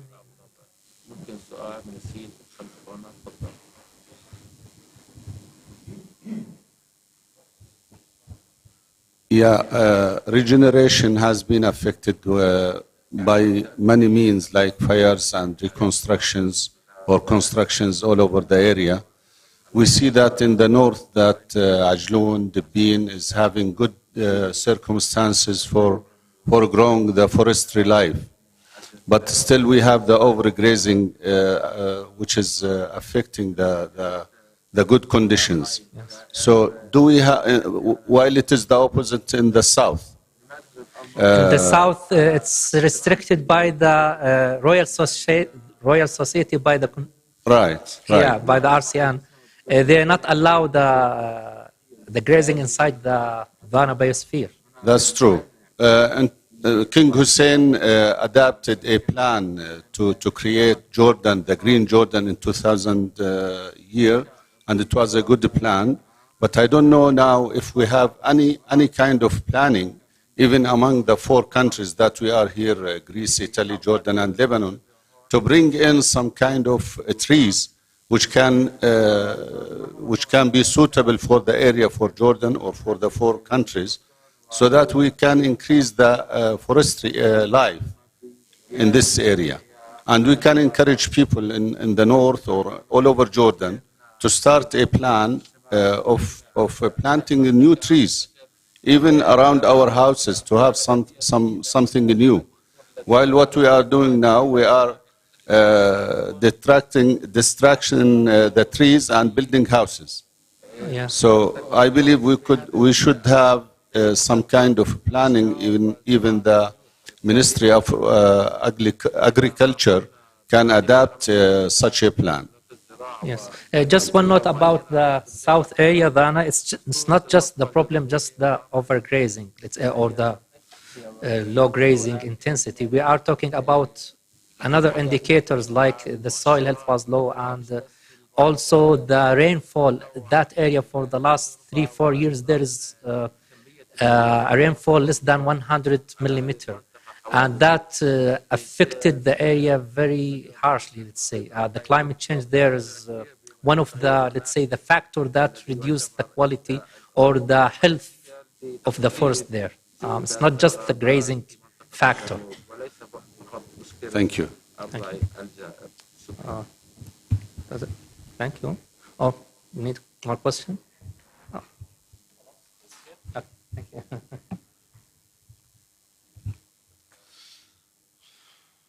Thanks.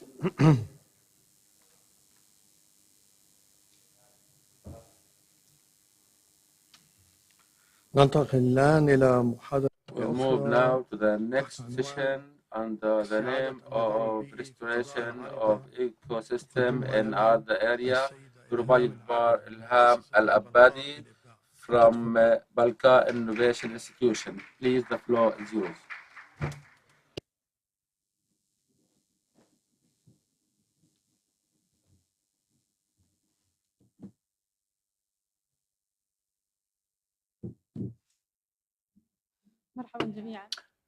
Hello, everyone. Please, microphone. My name is Ilham Al-Abbadi. My name is Ilham Abbadi. NARC, Agriculture Innovation Incubator, since 2022, sorry. Restoration العارضة district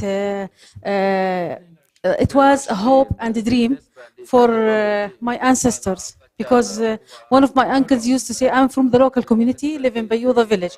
My uncle used to say, Arda village is, paradise is above Arda village, the Arda area. So this is the dreams and hopes of my community.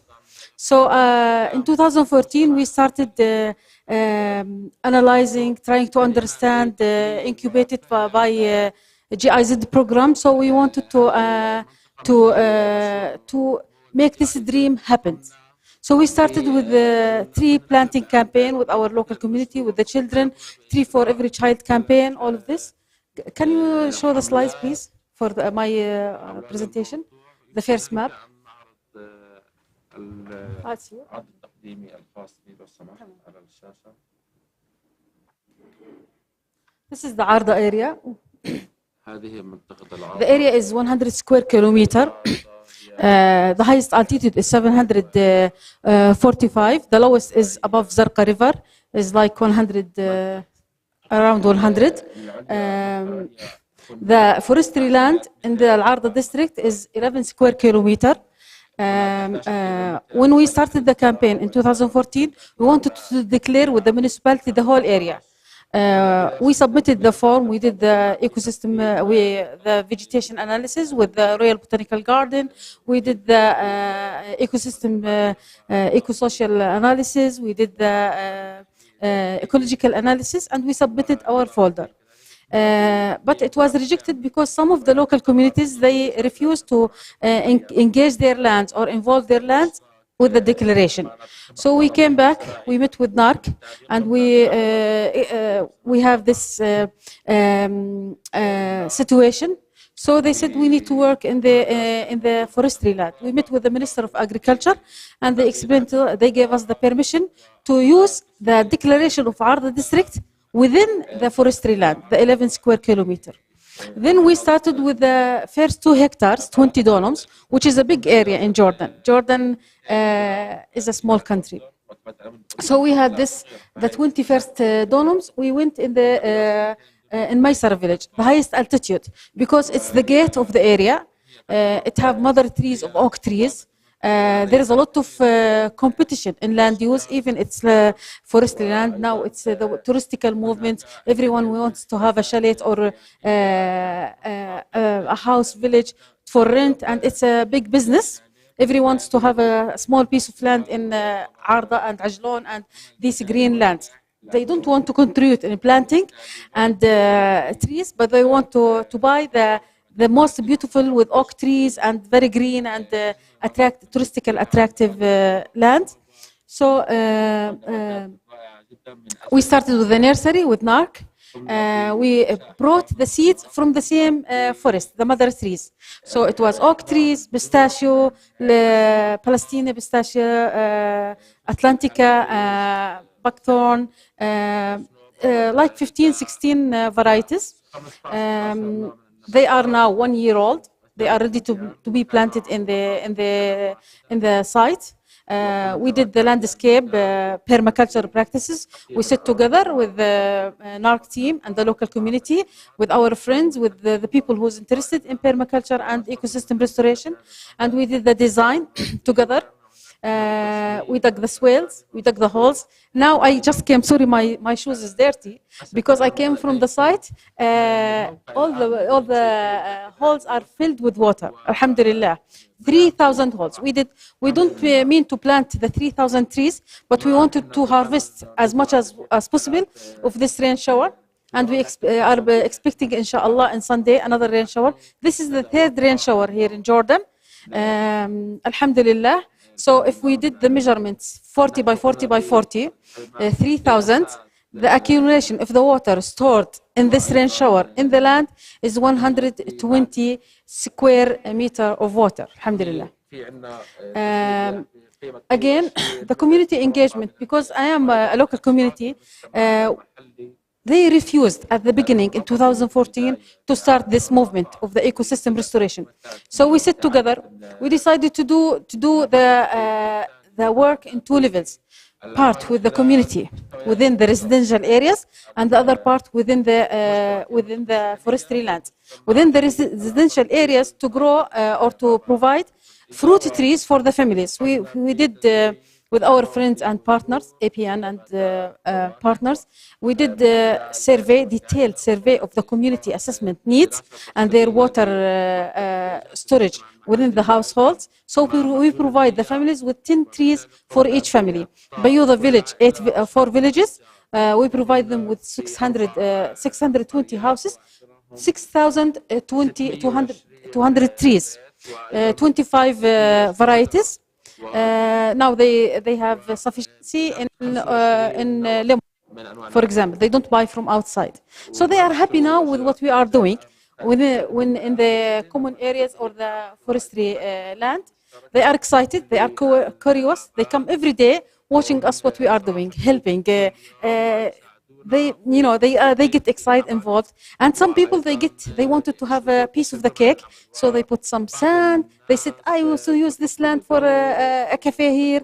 The herders in the other side, he wants extra land from the part, so we gave them one of the farmers, herders. We convinced him to leave the targeted 2 hectares, so he moved, but we helped him with a hanger, we call it. It's a metal structure, so he can keep his sheep safe. Also, we are planning to plant some animal fodder, legumes within the new forest. So the herders, they benefit and they will feel the benefits of this forest, that they can access to it at some times, and they give us, the manures, and they take the nitrogen fixing legumes we are growing to them. The mother trees, we care a lot about them because the percentage of them is 20%. So we leave the mother trees. It's like culture, sitting in their coffee, enjoying their time, relaxing. So we don't want to disturb these trees and their root system. We will grow a lot of nitrogen fixing trees and all of this. I'll show you now the targeted sorry. وين كيف أروح عليها هاي؟ Next slide. These are the surveys models we did to our community. Like in 2000, the first survey we conducted to our community was in 2017. It was difficult and new to the community, so we divided Bayuda village to neighborhoods. And from each neighborhood, one lady, she knows everyone. So she was going to the families, meeting them, talking with them. We will provide you with the trees. What trees do you want? So we came out with this. This is the conclusion, what trees they want. This year we updated the survey with extra 8 villages, because the success in Bayuda village attracted or encouraged the neighborhood villages to ask for trees. So we did this new survey. This is the new land. The green spots within this red border is the targeted 11 square kilometer.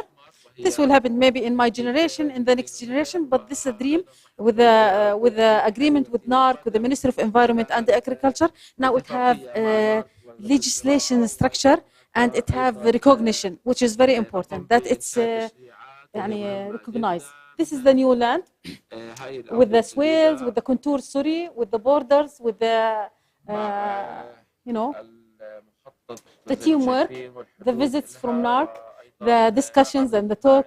These are our, this is the seeds that we developed within less than a year. This is the sumac. This is 8 months.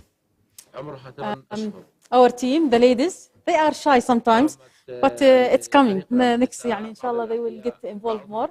The youth and the volunteers, they are excited. They are during the day of collecting the seeds. This is our nursery at NARC. They provided us with a greenhouse. Thank you so much, NARC. We propagated. We showed our love to Jordan and to our district and everything. So we brought a lot of seeds, and we are maximizing the benefits from this opportunity. So we planted, the target is to propagate 3,000 seeds. It's almost 10,000 seeds, and the hope is to add more. Thank you so much. If you want to contact or you are interested in what we are doing and to engage in more in ecosystem restoration in Jordan, we are here and we are willing to work with you. Thank you so much.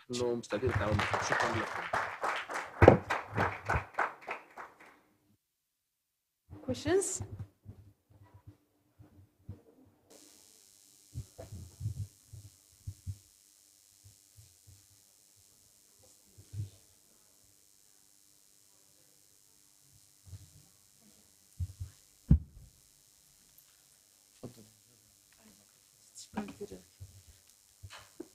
Hello. Thank you. Thank you for this presentation. Very empowering. A success story. My question is, for what you realized, which seemed a success in terms of realization of a large scale intervention, if you had to pinpoint the two success factors, what really worked, I'm thinking about the relationships with herders, for example, which is difficult or which can be tricky with different interests. So if you have to highlight two success factors that can then lead to a positive outcome of this restoration initiatives, I would be here in Jordan. I would be very curious. The recognition of what we are doing, it was hopes, dreams, and now it's something official with agreements with the government, the Ministry of Environment, the Ministry of Agriculture, NARC, with the scientist team who recognize what we are doing. It wasn't a scientifically framed. Now it's have recognition and it have scientific identity with the ecosystem restoration, develop the team, improve the knowledge, propagating all of this. So this is very important to us. Also, the other factor is the permission to access to 11 square kilometer. If we succeeded on receiving a good grant, so we start a forest for each village to restore the biodiversity and have a living seeds bank within these villages, and to have it as a hub for green economy and all of this. Thank you so much for your question. Sorry. I have a question. Did you multiply only shrubs and trees, or also herbaceous species? You multiply, did you propagate? Yeah. Also foliage species, or just shrubs and trees, herbaceous species? Yeah. Foraging is very important in my culture. Like, for example, I can give you one example. We have the mansaf herb, or the Jordanian spice. They add it to the food. In Ajdan and my area, we have 20 species. They add it in this mix. If you go to Karak or other areas, they only have 5 because of the biodiversity. So people in my community, they forage a lot. They also keep digging. So it's very important. This is why we are having a small part, a small corner for thyme and medicinal plants. So women, mothers, even some ladies, they saved some seeds and gave it to us because they wanted to forage. Yeah.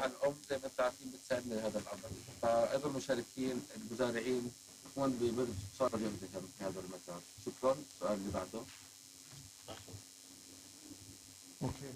I just would like to congratulate you for your excellent job. You are doing something that is considered as a success story, I believe. And we also, at NARC, we try to help you with the assistance of the Living Agro Project to support your initiation. It's a very important initiation for the nature, for the environment in Jordan, and for the forest restoration. I believe it is an excellent job. I hope also that we will continue in this work. I would like to ask for the future, after you finishing this mission and completing planting the trees, and maybe after 2 years, what you expect to do, or your future plan. Thank you, Dr. Salam, for everything. Thank you for your big support. Dr. Salam, by the way, is my mentor in the NARC incubator, and he's helping me a lot, visiting me a lot. And thanks for the Living Agro for your support. We have the fence, the nursery, and the earthwork we have done until now, supported by the Living Agro project.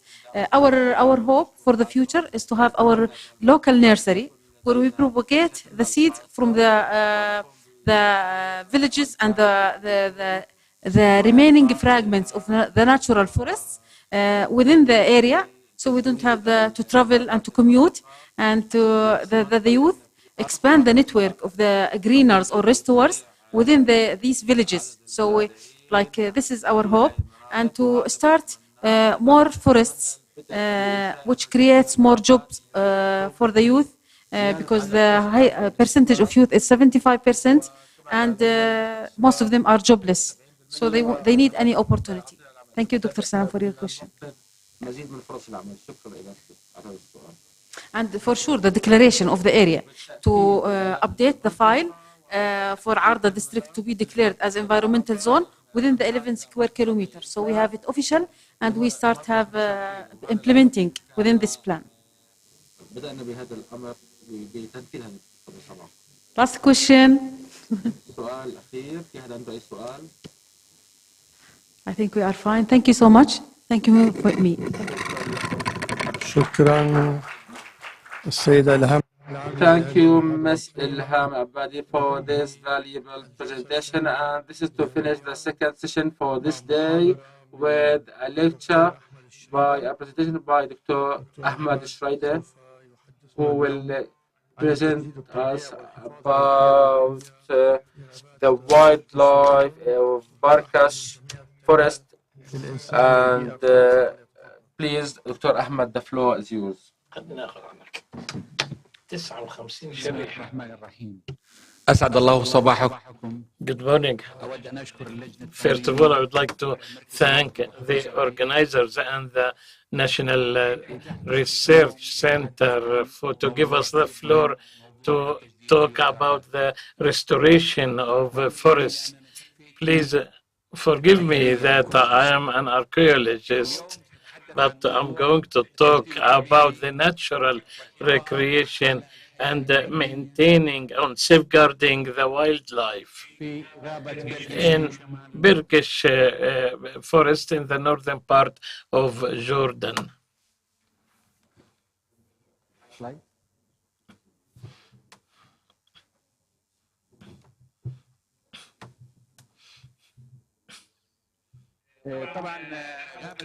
Background, it is in the northern part of Irbid Governorate, and some parts are for Ajloun Governorate.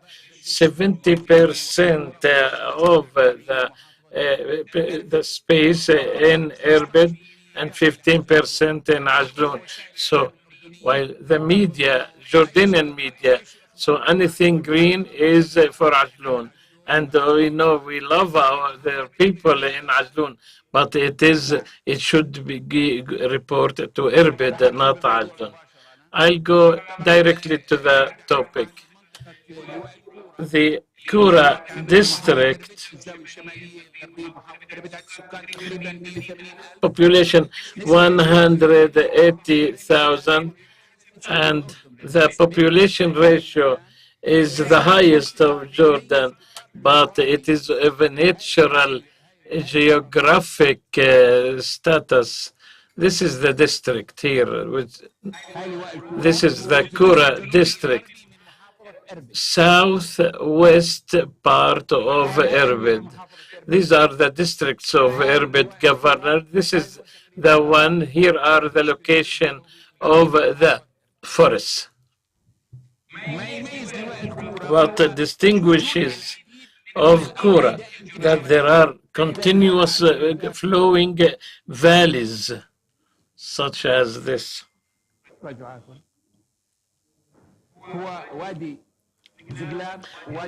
The valleys, water valleys, wadis. I wanted to show this picture. This is Harmon mountain in Lebanon.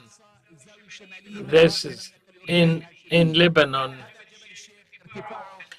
It's 2,800 meters above sea level. This is Lebanon and Harmon, and this is the Golan Heights of Syria. This is the northern part of Jordan. Now, Birgish, it is among the most beautiful forests in Jordan, and 80% of there in that area, and there are certain areas they are considered paradise. It is very beautiful. This is the Bergish forest. They have the oak tree, and it is famous there. It is covered by forests, full of forests. Here, there is overlapping. We have an important tree, which is the Qiqab. This is another view. It is a natural one. No cars, no roads are allowed, and people are not allowed to go there, and we avoid overgrazing and all that. These are the natural trails inside of the forest. Those who want to walk, they get very positive energy, and well, those who pass and walk on these trails, this is very important. You see lots of thousands of species. This person, I was doing studies there on biodiversity. We have a responsible tourism. We always try to raise awareness of people doing hiking. We try to educate them on this biodiversity issue. It is 12 kilometers long trail. We have 47 types of natural species. We have evergreen oak, we have pistachio, we have the strawberry. It is 1,100 meters above sea level. We have the black iris, we have medical herbs and other types. For the biodiversity, we have 42 types of wild species. We have the hyena. We have several numbers of 22 types of birds. And the biodiversity is 42%, which is the biggest or largest.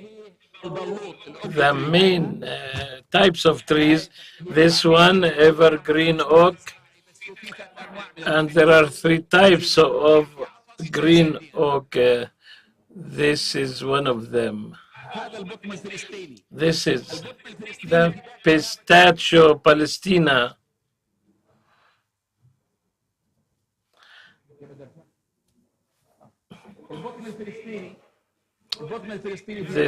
This is, it is both food and medicine for animals. It's very important, and it is the largest forest in the Eastern Mediterranean. These are the fruits of this. It is advised to make jam. So it is both food and medicine. And this is the strawberry tree.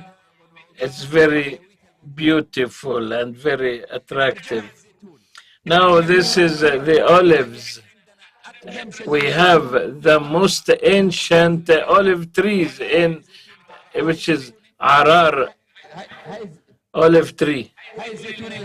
It has lots of memories. You know, I will link it with the archaeology.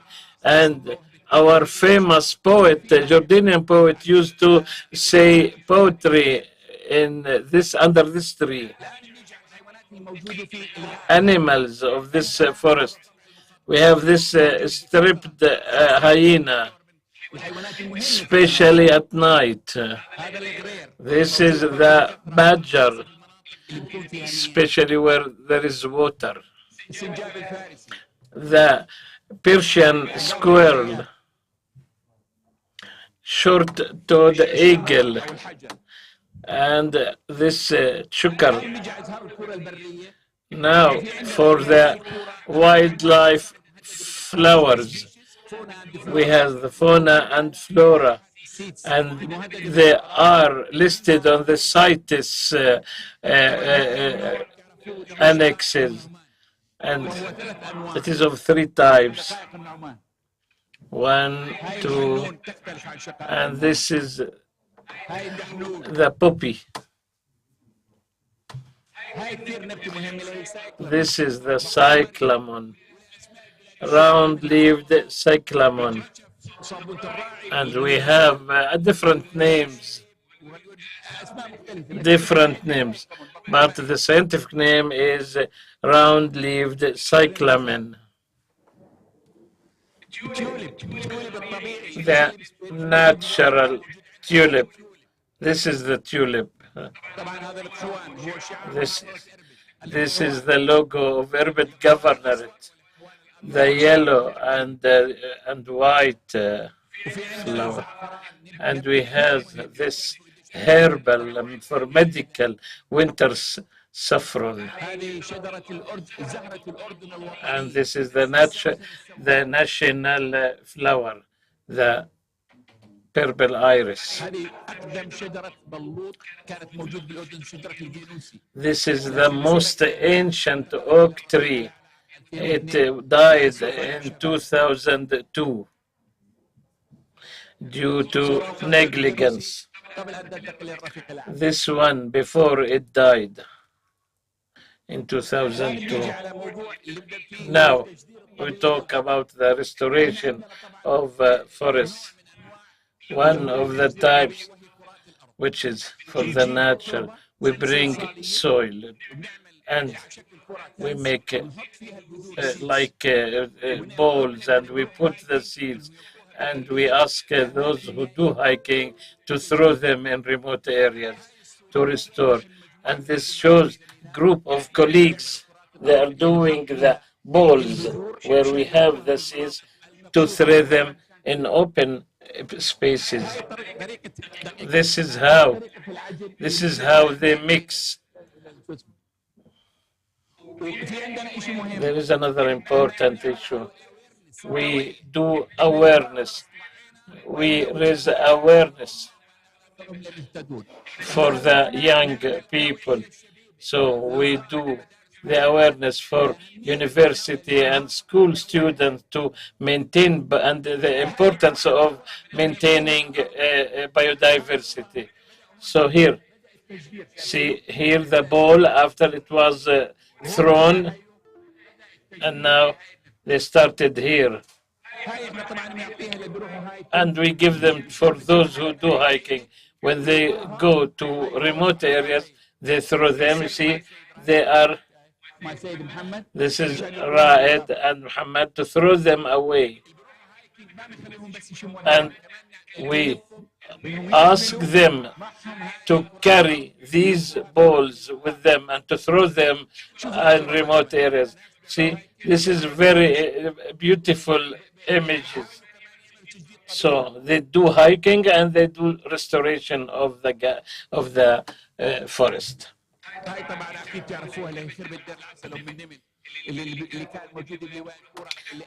This area, it is a very well-known area. And there are 2 videos we will show you now. Thank you. We'll start with the first video.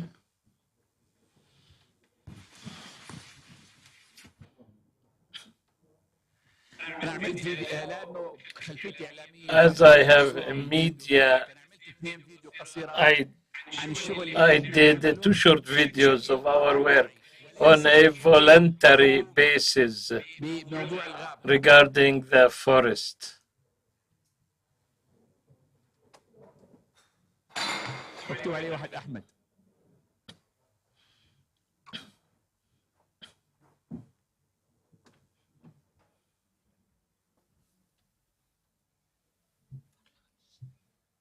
ننتظر بس الفنيين يشوفوا مش موجود.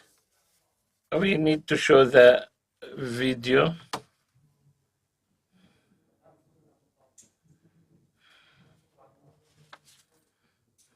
احنا بنستغل هاي الفرصه بين ما الفنيين يعملوا يجهزوا الموضوع.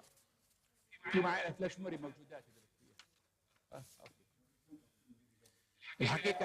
In fact, as national NGOs, our task and mandate is to raise awareness of people and the importance of the biodiversity. And we have initiative in our society. Unfortunately, we didn't get any government initiatives. While other initiatives, silly initiatives, they receive thousands of GDs. And we care about, and we have our passion to the importance of maintaining our homeland. I would like to take this and to give Dr. Sara Martini this book, which she helped in. She's the co-author of. So, Dr. Sara, please. It's my pleasure to present it to you as a gift. Thank you. Thank you very much. Yes, yes. We hope so, inshallah. It's a pleasure. It's a sign of the collaboration that has been going on in these 2 years. So I'm very pleased to receive it and bring it back to Forestas Agency. Thank you very much. Thank you very much. Thank you, Dr. Sara.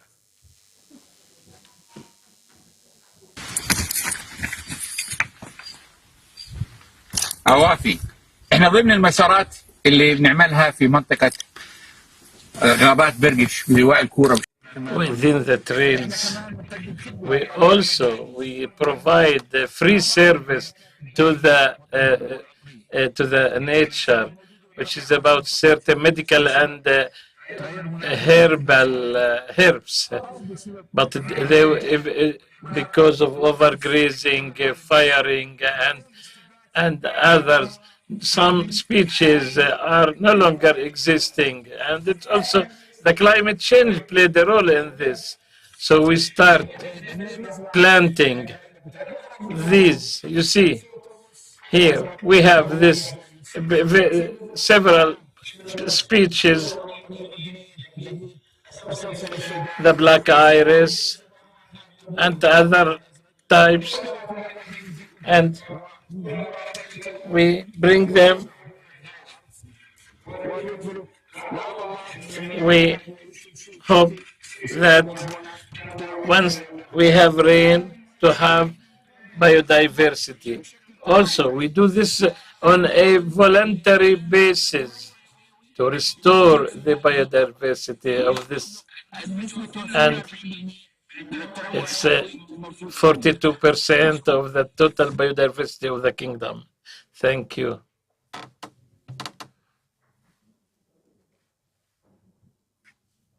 The second video.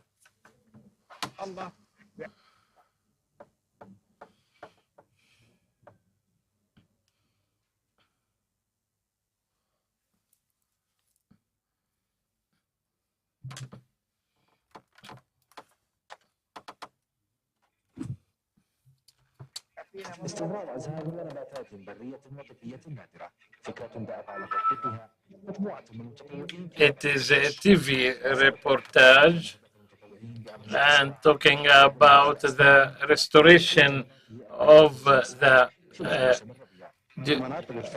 restoration of the forest and try to fill we throw the seeds in any part, apricot, almonds, and those. So in future, they may grow, and maybe one person, those using the forest, may take from the utilize the fruits of this. So it has the length of this trail is around 8 kilometers far. It is a very beautiful natural trail due to the biodiversity, types of trees, and also many types wildlife creatures, birds and others, many, and as well as black iris, the blue. So there is huge different types of wildlife animals. It is very important that they want to restore. So this is one of the touristic sites and historical sites due to the biodiversity, and it attracts nature lovers. But we need to collaborate together to maintain and sustain this area. Thank you. Thank you for your attention. I'm ready for any question. Thank you. Yes.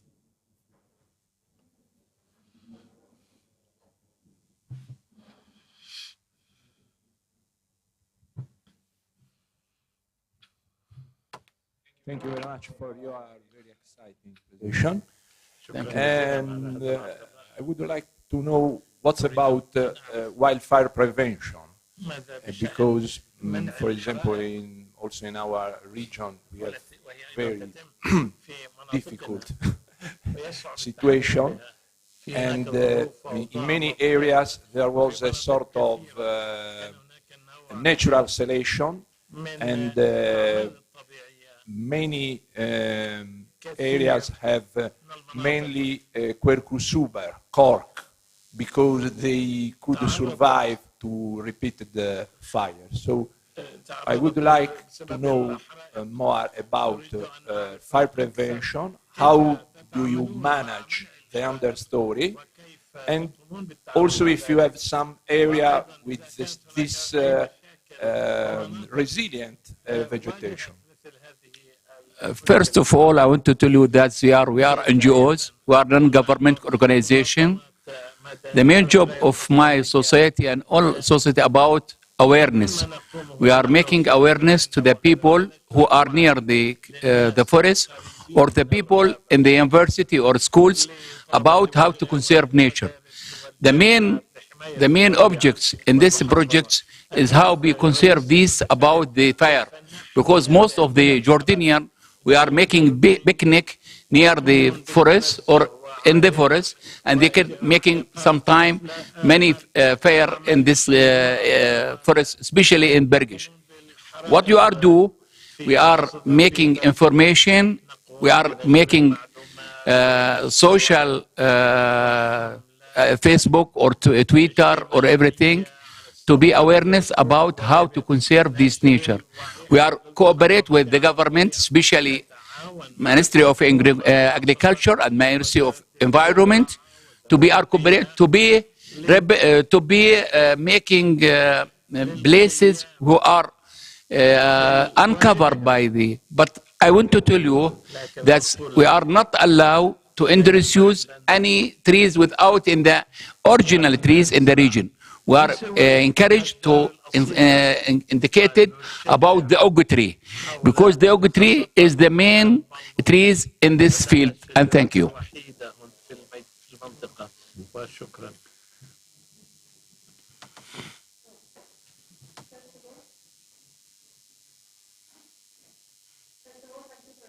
Interesting presentation again. And one comment is that I see a common line, for example, with your presentation and the one by Ms. Elham Al-Abadi.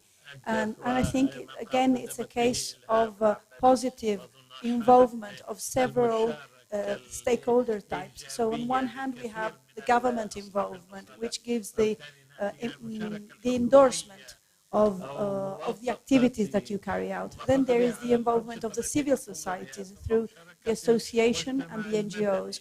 And then there's the element of university, who provides knowledge and safe background.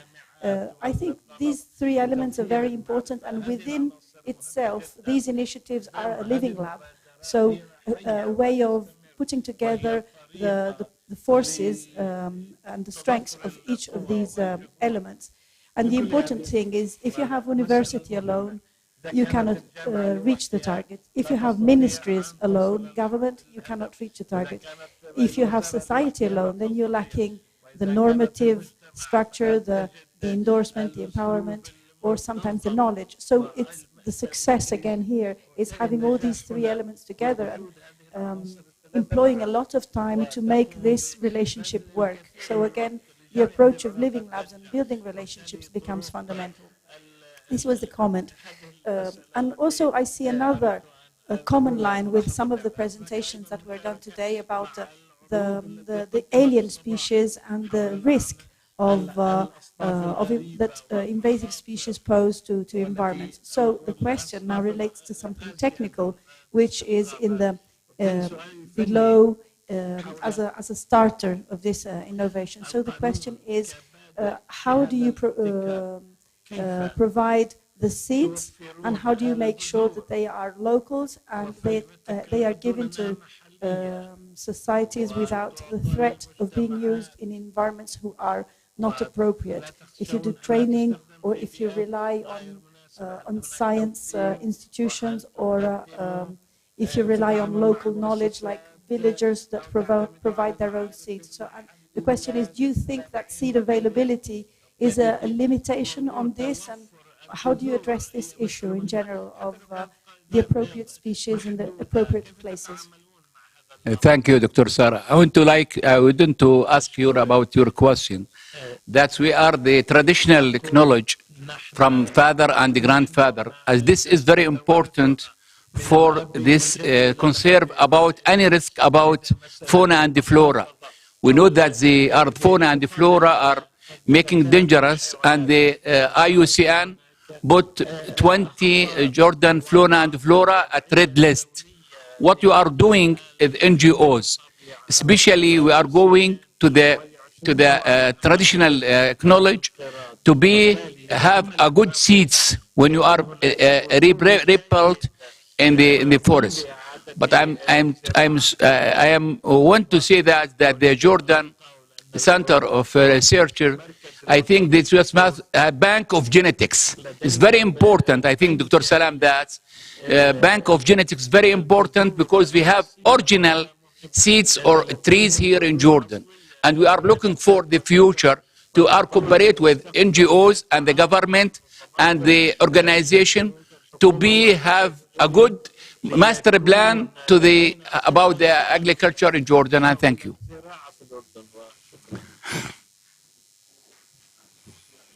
يعطيك العافية دكتور أحمد. شكرا على. Thank you, Dr. Ahmed. Thank you for the presentation. It is clear, and it is clear that you have effort you're doing as in your society to increase the green space in Jordan. So you are restoring and regenerating the trees. This is very outstanding, clear efforts. These balls, dirt balls are very outstanding. We hope such initiative is replicated in other places of the kingdom. Also, you said that we need cooperation with universities, with research centers, with others. Maybe what you do is great, but maybe for research, after you do certain things, and you have this regeneration. When people need to see the impact, the percentage of the increase of the green after you do such initiatives. It's important to have cooperation with the Bank of Seeds and researchers. I believe researchers are ready to cooperate, to have studies, and to have more diversity in the to follow the scientific research method. My question, do you think of how to replicate this initiative? It's a cultural issue. And how can Ministry of Agriculture, Ministry of Environment would help you? Thank you, Dr. Salam, for this question. What I tell regarding the balls, we hope that it is replicated in all governorates of kingdom, and we are ready to cooperate with any NGO, with any association, and also people who are allowed to hunt. We give them seeds to put the bullets that to go for very remote area to shoot those balls in remote areas. But just a remark, I didn't mention all the regeneration we do it using the remote sensing and the GPS. We identify the places. In fact, we seek for sustainability. We are not doing things to show off. No, we use remote sensing, GPS identification of sites to measure our successes afterwards. Thank you very much.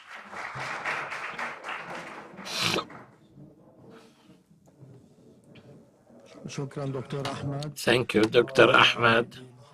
With this, we conclude the second session of today. Now we have 1 hour lunch break, and we'll come afterwards to start a third session, third and final session, to end this very lengthy and fruitful day. Thank you very much. See you after 1 hour.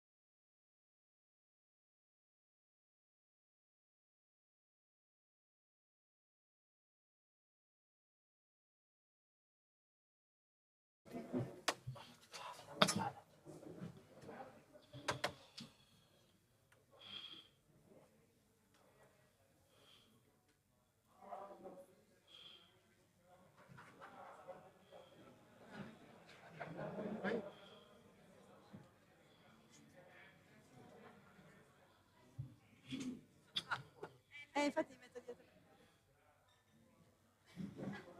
Non posso comparire. ملزق بس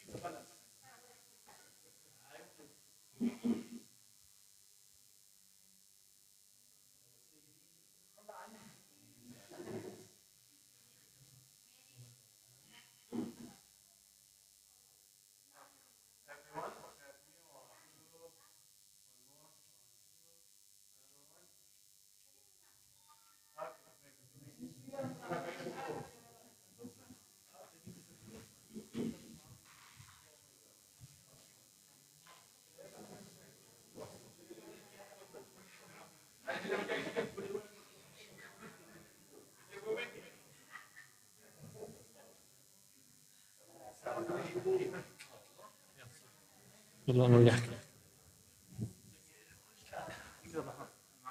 ما هاي ما لا نزلت الثلج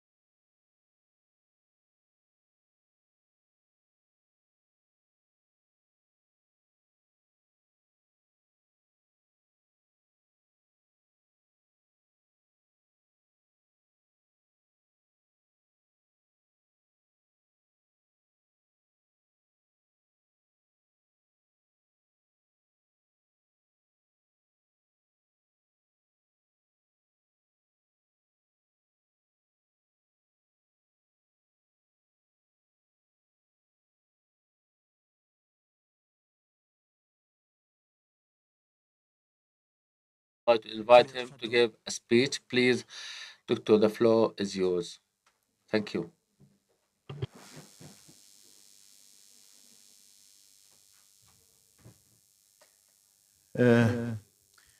يعطيكم العافية شباب أنا بس Thank you so much. Just for the because I will speak in English because of, I know that there's interpretation services, but I would like to speak with our guests in the English language and our colleagues and the friends.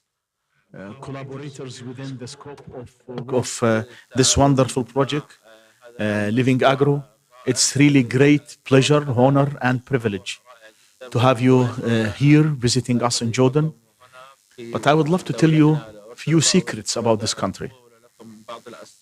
One of the secrets is that the first ever baked bread in the world was baked 14,400 years ago in Jordan. The first pipes of water, clay pipes to pump the water from one place to another to be drinkable water, were pumped in Petra 2,300 years ago through the Sikh or through the narrow road that was built or carved between the mountains so to protect the people. So the first pipes were there.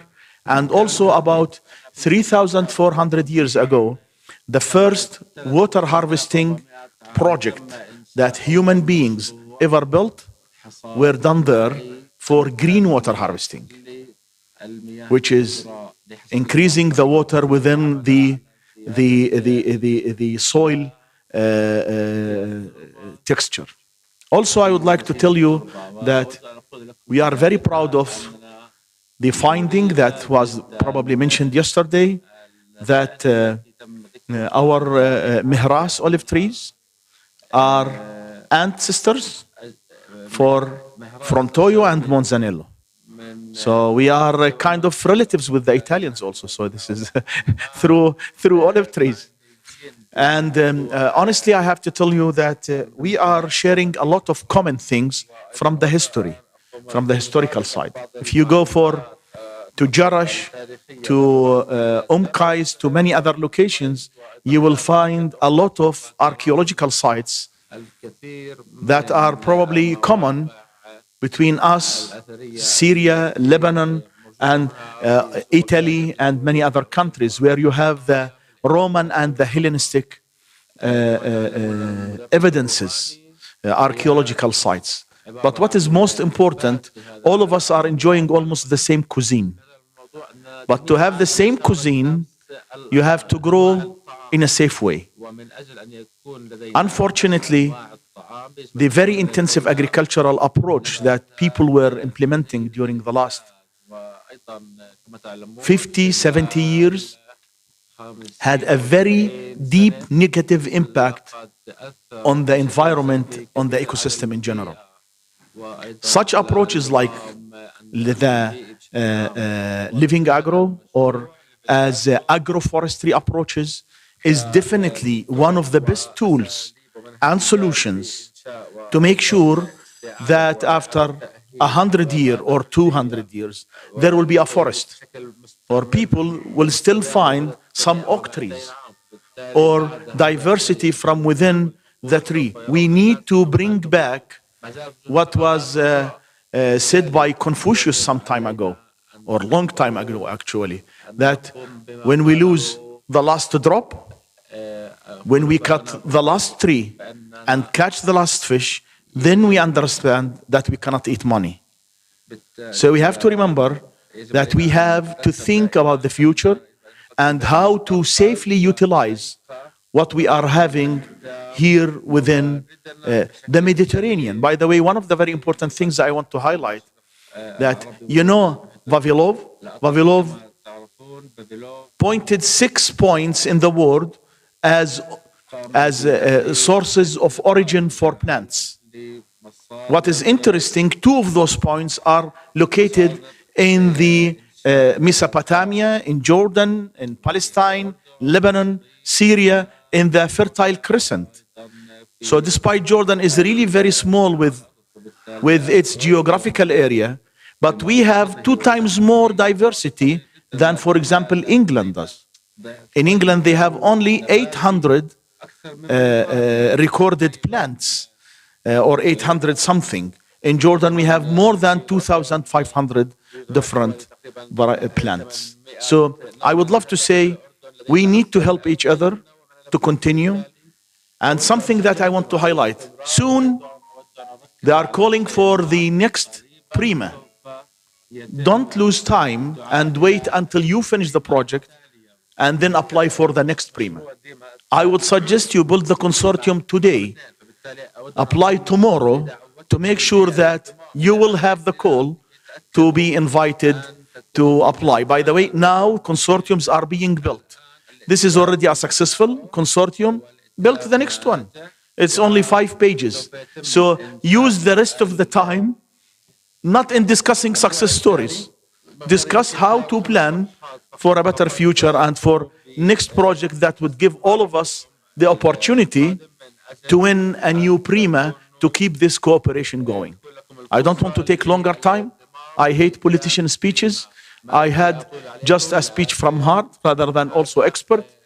I would love also to thank Dr. Salam and all NARC team for inviting some of our friends from the Jordanian community, but the most important, having very much pleasant of having such a group. And I just mentioned with Siam Bari, we had just finished a meeting today about something similar that we want to implement within the years 2004-2028. So we look forward for possibilities for cooperation, and thank you very much for your attention. Thank you. شكرا لكم ولاستماعكم على هذا العرض التقديمي.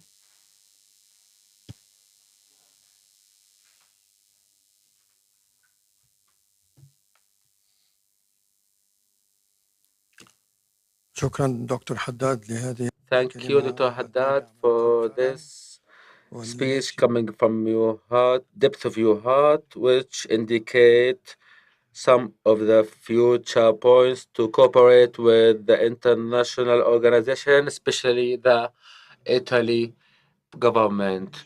We would like to continue with our presentation allocated for the next session, the technical matters, and also we would like to recall a lecture about another using innovative legume-based mixtures in Grazed Woodland agroforestry systems, which will be presented by Dr. Claudio Prequida. Doctor, please, the floor is yours. Thank you.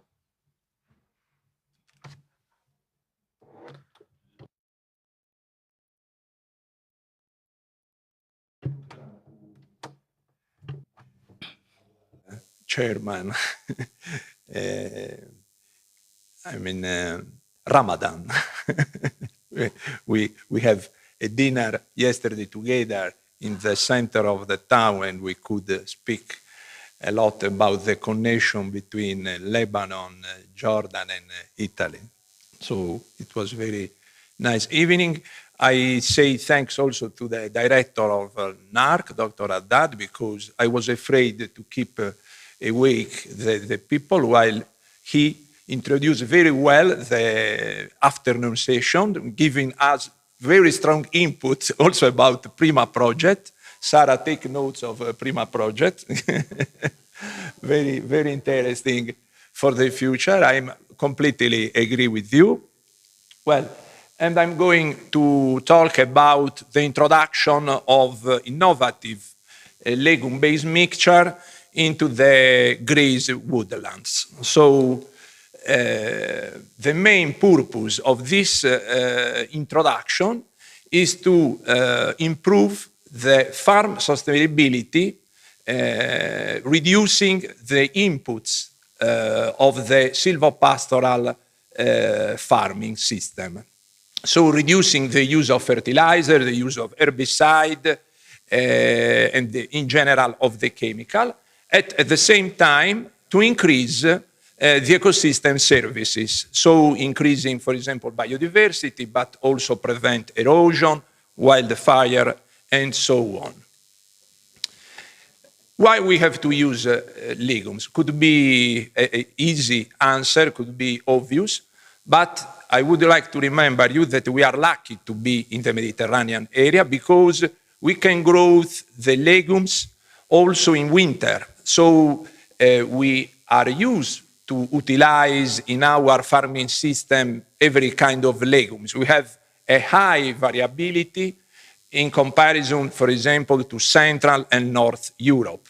And these legumes can help us to fix naturally the biological fixation of nitrogen up to 200 kilo per hectare. This is a huge amount of nitrogen that could reach the soil in a free way. At the same time, we have the opportunity to graze our pasture throughout the years and giving the 80% of restitution to the soil.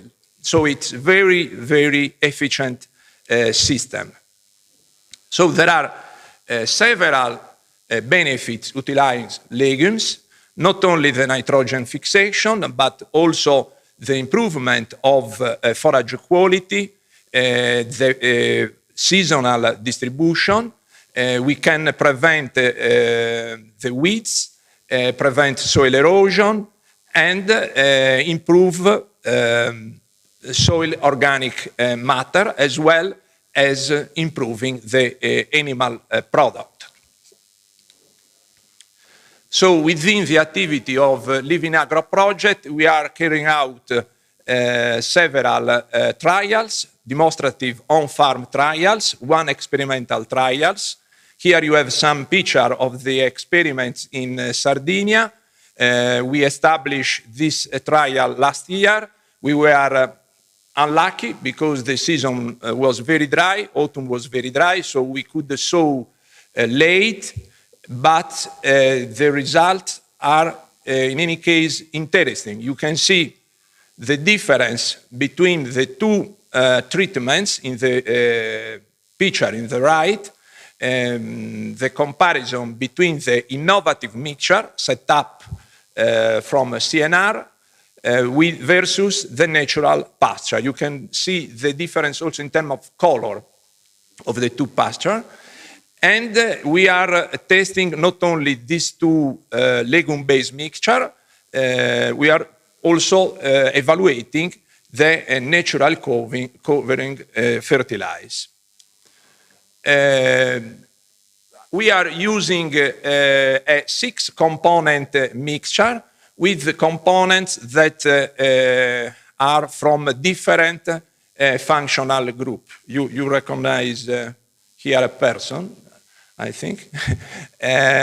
So we have annual self-reseeding legumes, an annual medic, Medicago polymorpha, Trifolium subterraneum, subterranean clover, and Serradella, Ornithopus sativus. One annual self-reseeding grasses, Lolium rigidum, and two perennial species, cocksfoot, Dactylis glomerata, and Cicoria intybus.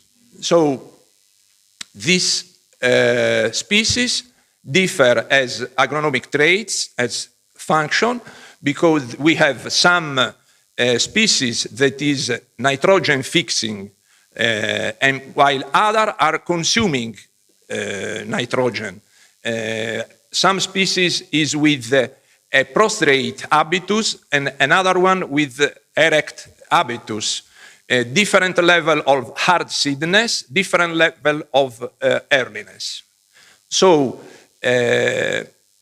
our aim is to set up a mixture with species that can survive, can escape summer drought as a seed, or, for example, for the perennial, with the summer dormancy trait. So they stop to growth during summer, they dry, and they resprout after the first rain in autumn. As well, the annual self-reseeding species germinates the seeds. So we have set up a mixture for our site-specific condition. This is very important. We must know about the ecological trait of our environment, about the soil characteristic, the climate, and select a site-specific mixture with site-specific components. So we have a large number of species and varieties, and playing with this seed, we can set up a site-specific mixture. So, of course, the silvopastoral farms can utilize these results and are they benefit about the introduction of legume-based mixture because of the increase of quantity and quality of pasture and forage. At the same time, with the correct management, they can graze the understory, so they can reduce the accumulation of dry matter in the understory, so with a positive effect on fire prevention. So this is very important also as a social benefit. And of course, the development of legume-based mixture could also increase the local seed company. Here I report to you some draft estimation of the cost to establish a legume-based pasture for Italy. You have on the left part, the cost description, on the right part, the cost per hectare. In the first row, you have all the operation to establish the sward, the seed bed preparation, and it cost 270 euro. The cost of fertilizer, 200 euro. The cost of seeds, 180 euro. Then the tax for a final total cost of around 800 euro. So it's quite expensive intervention. And so for this reason, it's very important to manage very well the sward, the improved pasture in the following year, to split this cost for as much as possible, for 4, 5 or more years. This is possible. This is possible, and this reduce the cost of production, because we reduce the tillage of the soil, the herbicide application, the nitrogen fertilization, and so we make easier the transition to organic production, and so for product with higher added value. So it is very important, the nutrient management. We don't need any more nitrogen, but we need phosphorus, we need micronutrient and macronutrient, and at the same time, we must have the correct management. This is one of the biggest bottleneck that create a problem for the persistence of the improved pasture, because often the farmers overgraze the pasture during spring, reducing the flowering and the seed production. So in this condition, under a very overgrazing, we are not able to produce a soil seed bank for the following years. And we know how it's different one year to the other one. And so we need a sort of treasury in the soil, the seed. And you can see here in this, the regeneration, the re-establishment of the annual legumes. So in conclusion, we have a series of potential benefits, social and environmental benefit, introducing legume-based pasture.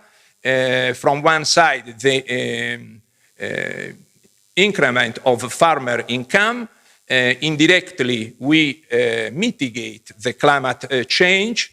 We reduce the environmental impact on soil and water, and we can use the legume-based pasture also for rehabilitation and the improvement of the landscape. So here is my contact, and thank you for your attention.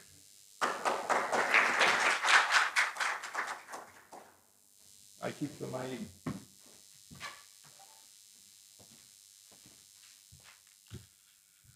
Thank you, Dr. Perquedo. If there is any questions before we move to the next presentation. Any questions?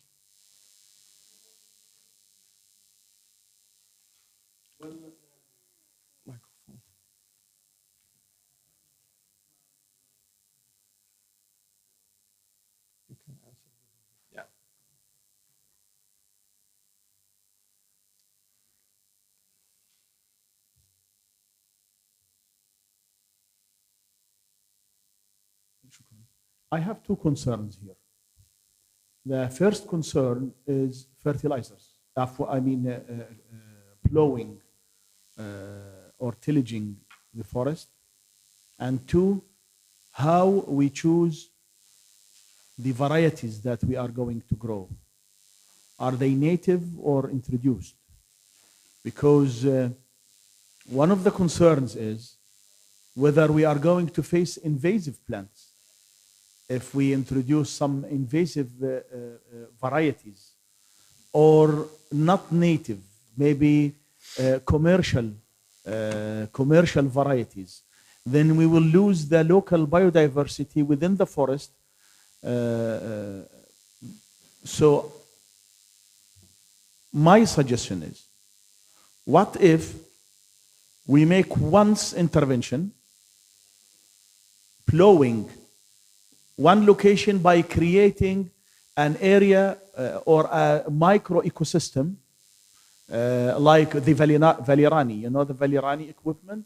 It's an Italian equipment which makes like special bags, if you wish, or contour lines, small contour lines, without bringing any varieties from outside, because there is a soil seed bank. So if you create this small ecosystem on the slopes, then you don't need to bring water, bring seeds. You do not have the threat of introducing invasive or non-native varieties.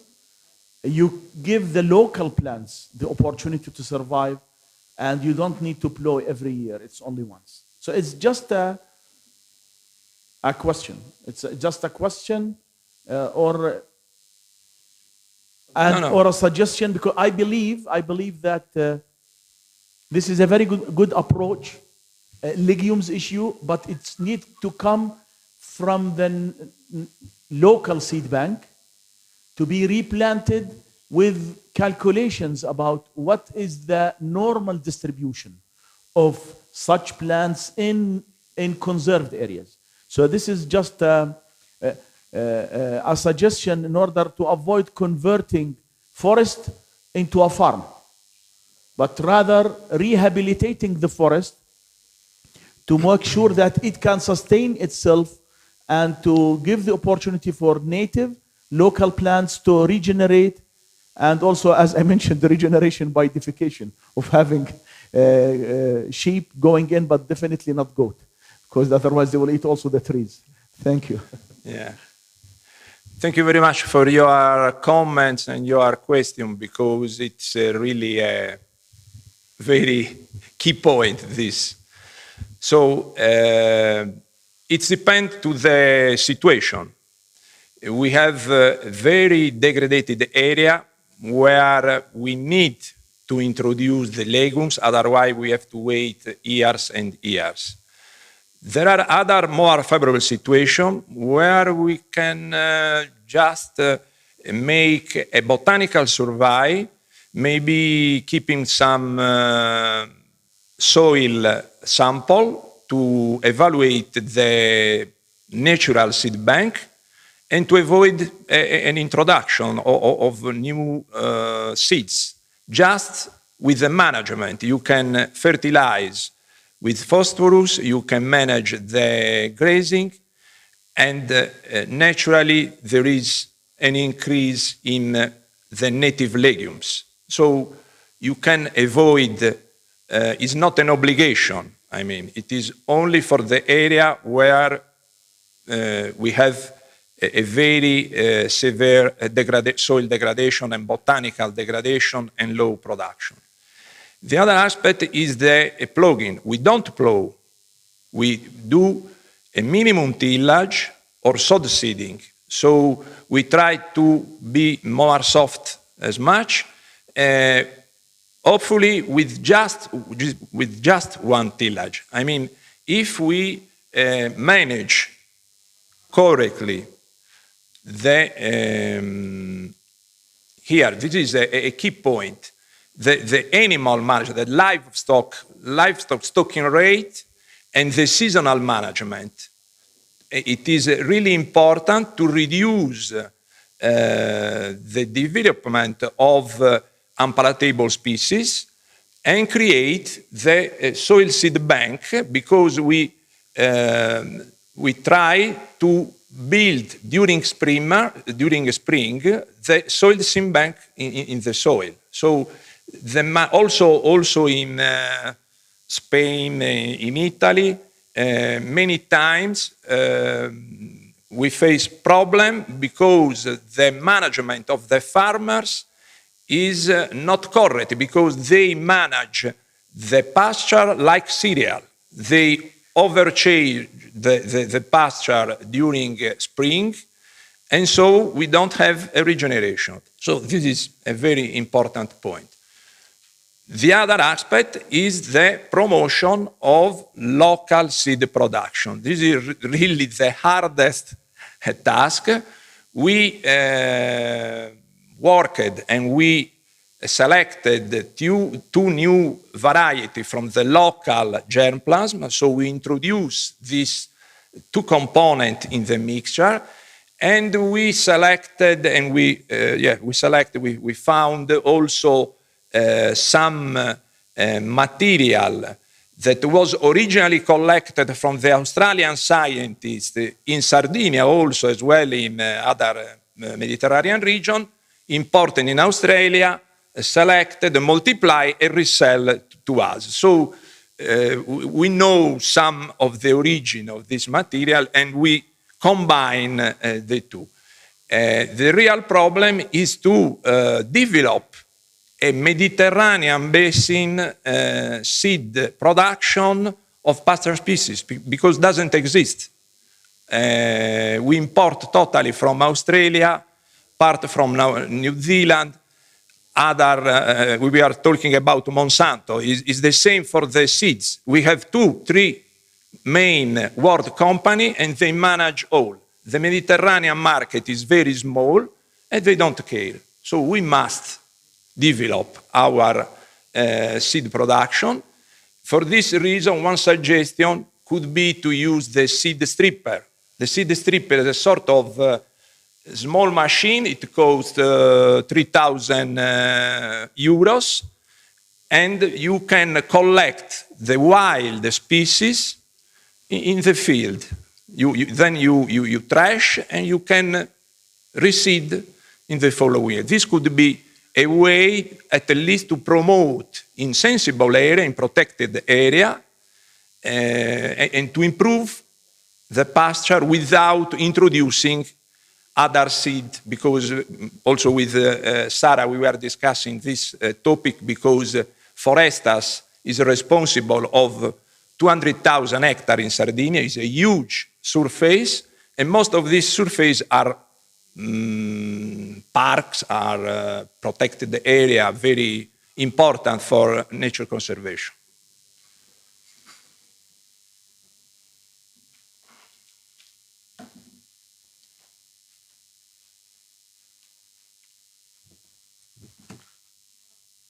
هل من أسئلة أخرى؟ Any other question, please?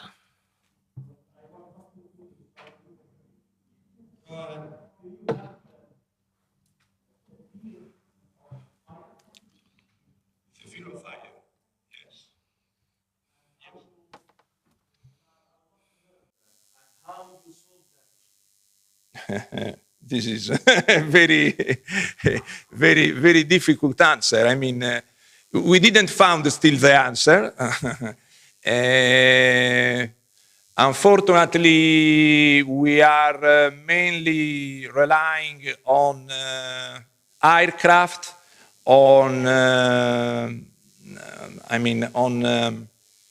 technology, sophisticated technologies, and we are putting a lot of money to extinguish the fire, but we are not putting money to prevent the fires. We are not inverting money in the social aspect of the rural areas. We are facing increasing problem of fire in Sardinia because the animals are grazing less and less the pasture. So we have an accumulation of dry matter at the end of spring. So it is really an open problem, and this project is very important because also at the local level in Sardinia, it gives us the opportunity to discuss with the forestry manager about this problem, because it's not a problem that one professional can solve, but it's a problem of all the stakeholders we know. So this project is very important also for this aspect, because the agronomists, the pastoralists are talking with the forest scientists, with the manager to find solution in a very complex farming system. It's the most complex farming system.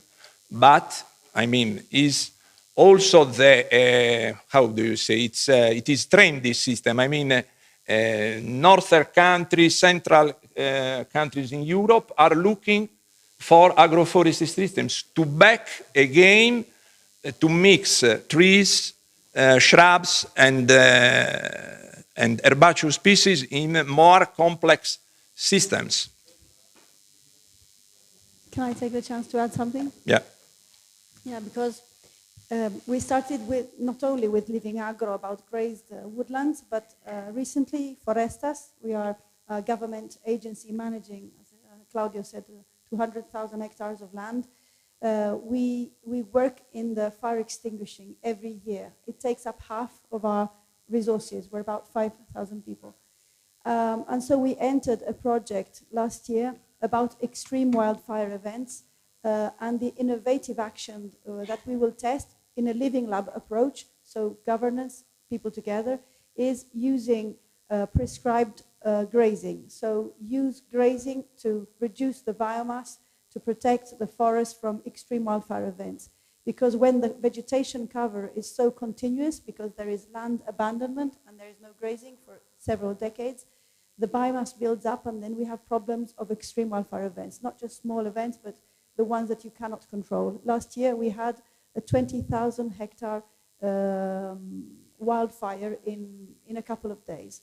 Hectares of olive groves and forests were burnt. So this is the future challenge, how to contrast this. And we think that grazing, going back to the traditional practice of lowering the biomass by making the animals work happily, is to combat the fire risk. So it's bringing back old traditions for future challenges. And it's a Horizon 2020 project, so it's research and innovation.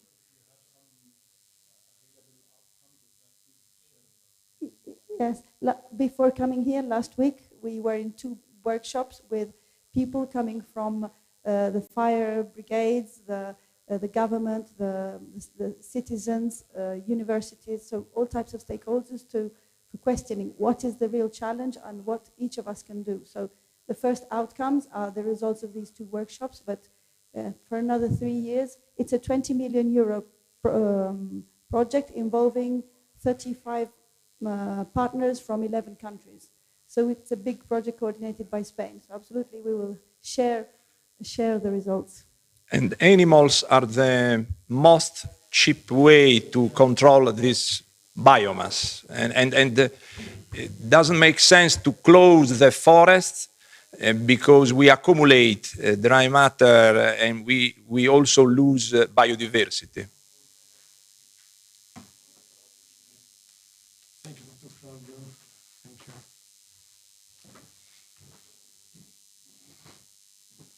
Thank you, Dr. Porquido, for your presentation.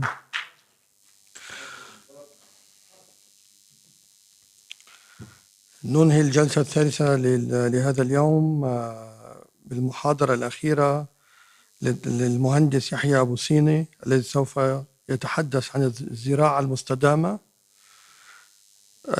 Who will speak about the sustainable agriculture for the forestry. Please come on. Doctor, the floor is yours. Thank you.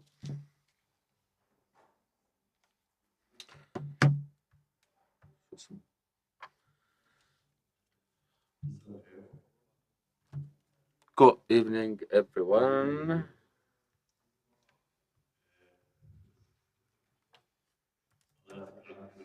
Thank you so much. I know that you are very tired and you need to have rest, not listening to any more culture lectures. I am Yahya Abasini from NARC. I am a specialist in protection and permaculture and gardening.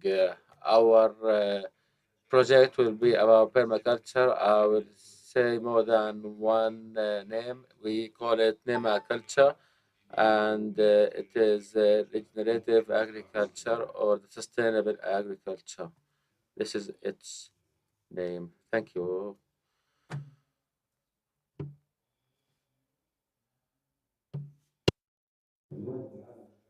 The world faces too many problems, lack of water, climate change, floods. Also, all of these are obstacles and issues that facing and challenges for the world. But in the region, we have some of them, but we don't have the other. We got the impact of the climate change and also usage of chemical materials, and those are the final results. We have now lack of forests. We have natural disasters, along with huge number of refugees coming from other neighboring countries. There is a statistics that I would like to show you now. The population of the world is 7,700,000,000 persons, and by the time the, the number will be seven number of poor people or or people suffer from hunger about 1 trillion persons. One third of the pot is wasted. One third of the food in the world is wasted, and this equal 1.3 million, and it is also equal the number of the UN or World Assistance to Refugees. So the wasted food is some of the go during the harvesting process, and the other part it comes from the leftovers of the food in houses. So the food processing also require power and efforts, and all of those go as wasted food as well. The archaeologist Einstein said that we can solve all the world problems in the same way and the same thinking. Yes. The permaculture or the sustainable agriculture, it is one of the form, tool, approach, or we can say it is a methodology that could contribute in providing new methodologies and for to be resilient with the climate change and also sustain the diversity in the plants and which we already damaged in the previous years. After having studies and applying methodologies that green and good for the environment, in addition to some tools, it is not agriculture methodology. It is a variety of tools using new solutions in order to have the most effective material in for the environment and agriculture in the nature. We have some experiences in the sustainable agriculture. It is a methodology for food processing through establishing the best practices of the factors like water, agriculture, waste management. So all of these and other factors will help in having more green forest and more proper nature. Once we are processing in the, we have to save the nature and also we have to sustain the forest because, as you know, the Minister of Culture go and make some work at the forest, and so we have to check the forest if they could be a sustainable culture agriculture, and we should think before implementation because if we work and implement after that, we should design then work in order to have good and fruitful results. When we talk about, also we should decrease the waste of food, as we said before. In the sustainable agriculture, we should include an added value factors in whether they are animals, livestock, or other types of the factors. impact the nature or the forests. Usually, the house or the construction is one part and one space, and all usually it will be constructed in zone number one, which contains forests and also pastures, livestock protection, also see, fences, and it is an important factor in the nature and forests. We have a project at the NARC. We started in 2018. The project is to construct food security project by the permaculture or sustainable agriculture in Jordan Valley at two sites. The objectives of this site is to increase the and empower the culture to sustain against the climate changes in northern Jordan Valley with a space of 110 hectares, and also another northern another southern area about 50 hectares. Both sites are related to the NAC, and some of the sites got mixed plants. The other side got one type of plants. So we took the control map, which is very important in the water harvesting, and we worked on the movement of winds, also the sun, rain amount. This location, which we started to work on, as you can see, there's another picture which we could show what we have done. We started in the water harvesting system, which depends on as we should establish a contour map in order to know where are the water canals which aim at gathering the water, the groundwater. And as we know, the previous people before 200 years they were doing the same way. This is came from the experience and gave us uh, clear results so far. This system gather the water under the surface of land, and it is based on the contour line. This where it is a harvesting system, and at the same time it's an agricultural system which use legumes in the upper part of the soil as a tool to decrease the nitrogen, and the other side is to produce vegetables. At the first stage, we got photo harvesting, the second part for plants, and the third part, the Jordan Valley, is become one of the edges, which is the edges got benefits in order to increase the biodiversity and also the livestock, and also attract also and help us in fighting any other species. After 1 year, the upper part we have planted the legumes and we got leukemia, and the other part we got some native trees, and also we got some other non-native trees. Any of these techniques is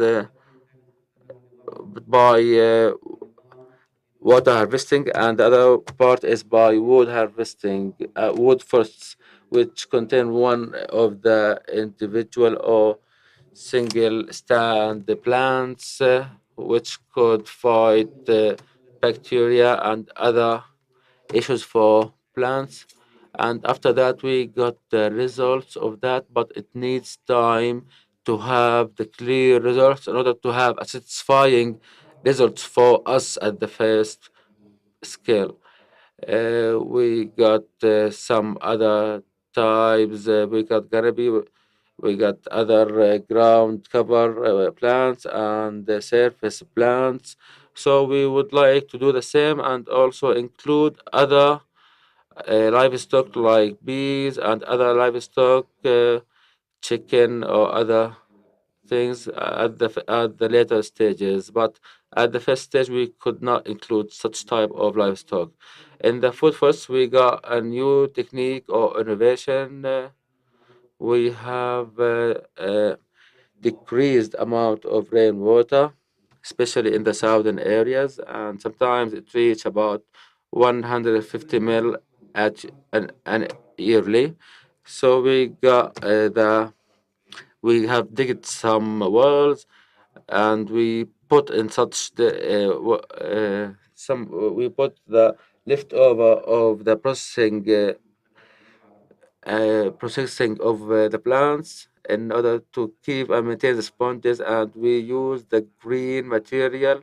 We don't have we do just cut and carry, and we also gather the rainwater.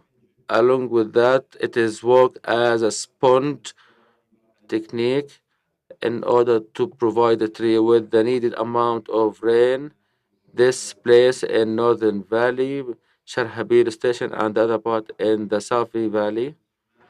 On the left side, sorry, on the right side, the sponges, and on the so the right on the picture on the right side is the sponge after 2 years, and the first one is the beginning of the project.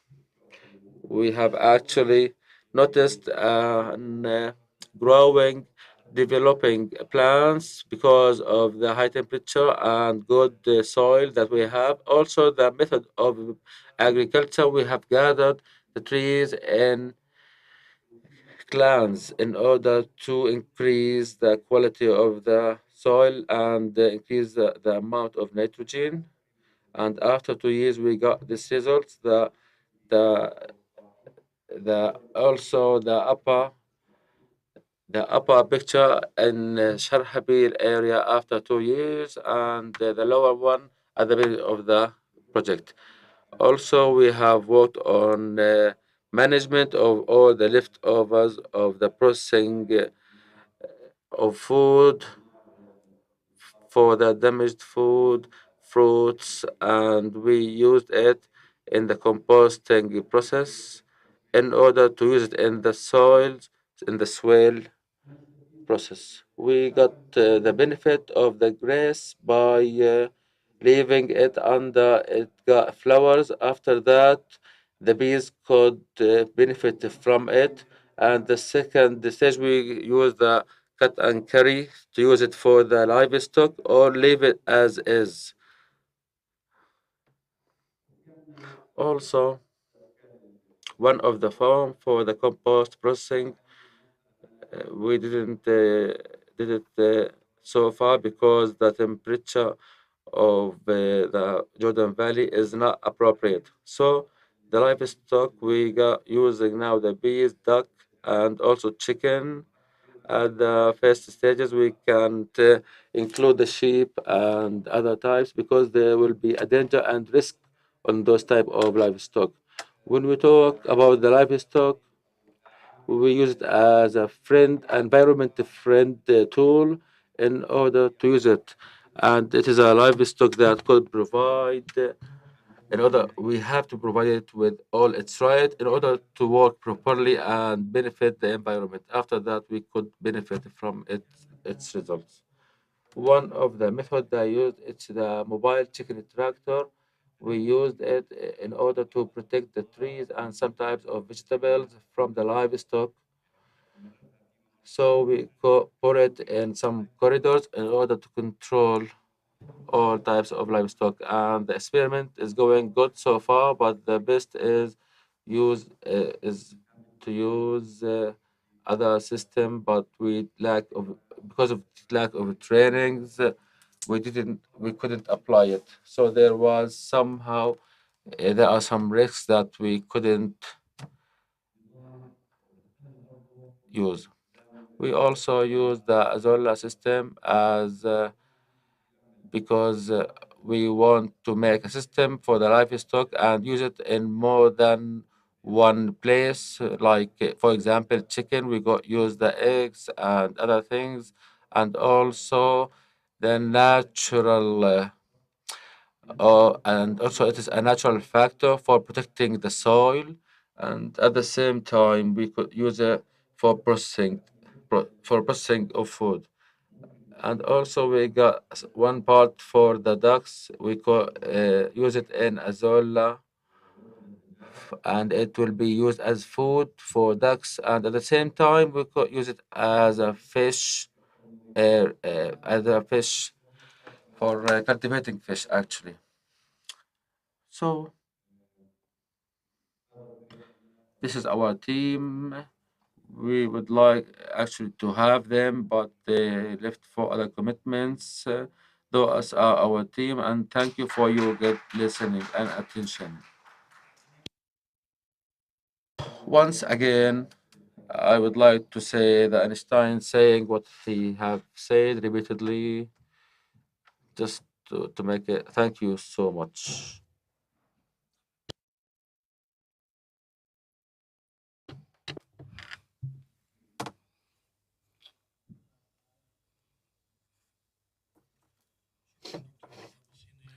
Thank you, Dr. Yahya Hussein. If there are questions, there is a question there.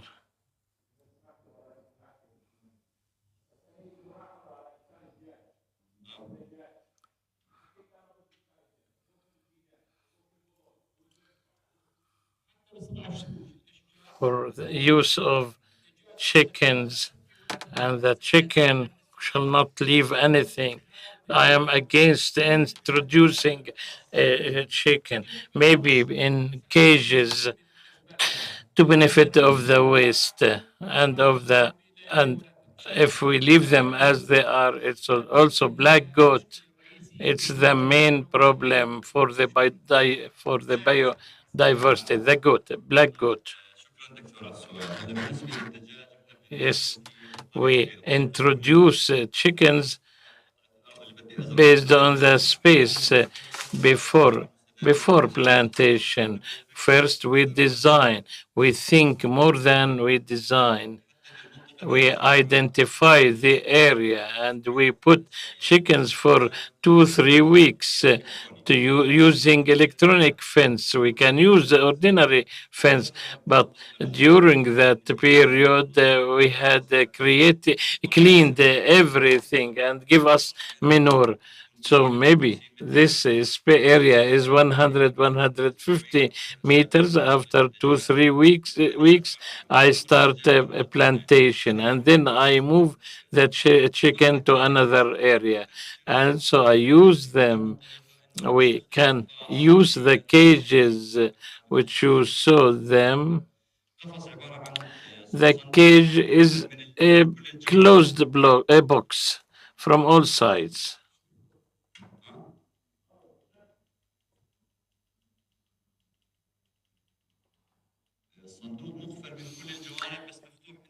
It's a sealed box, but open from the top.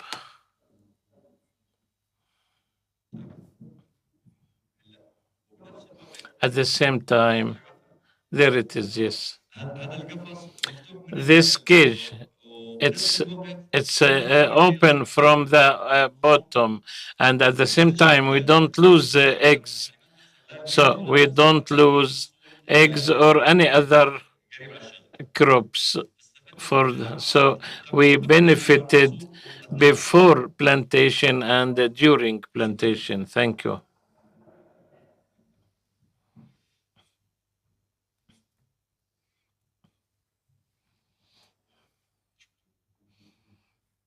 Thank you.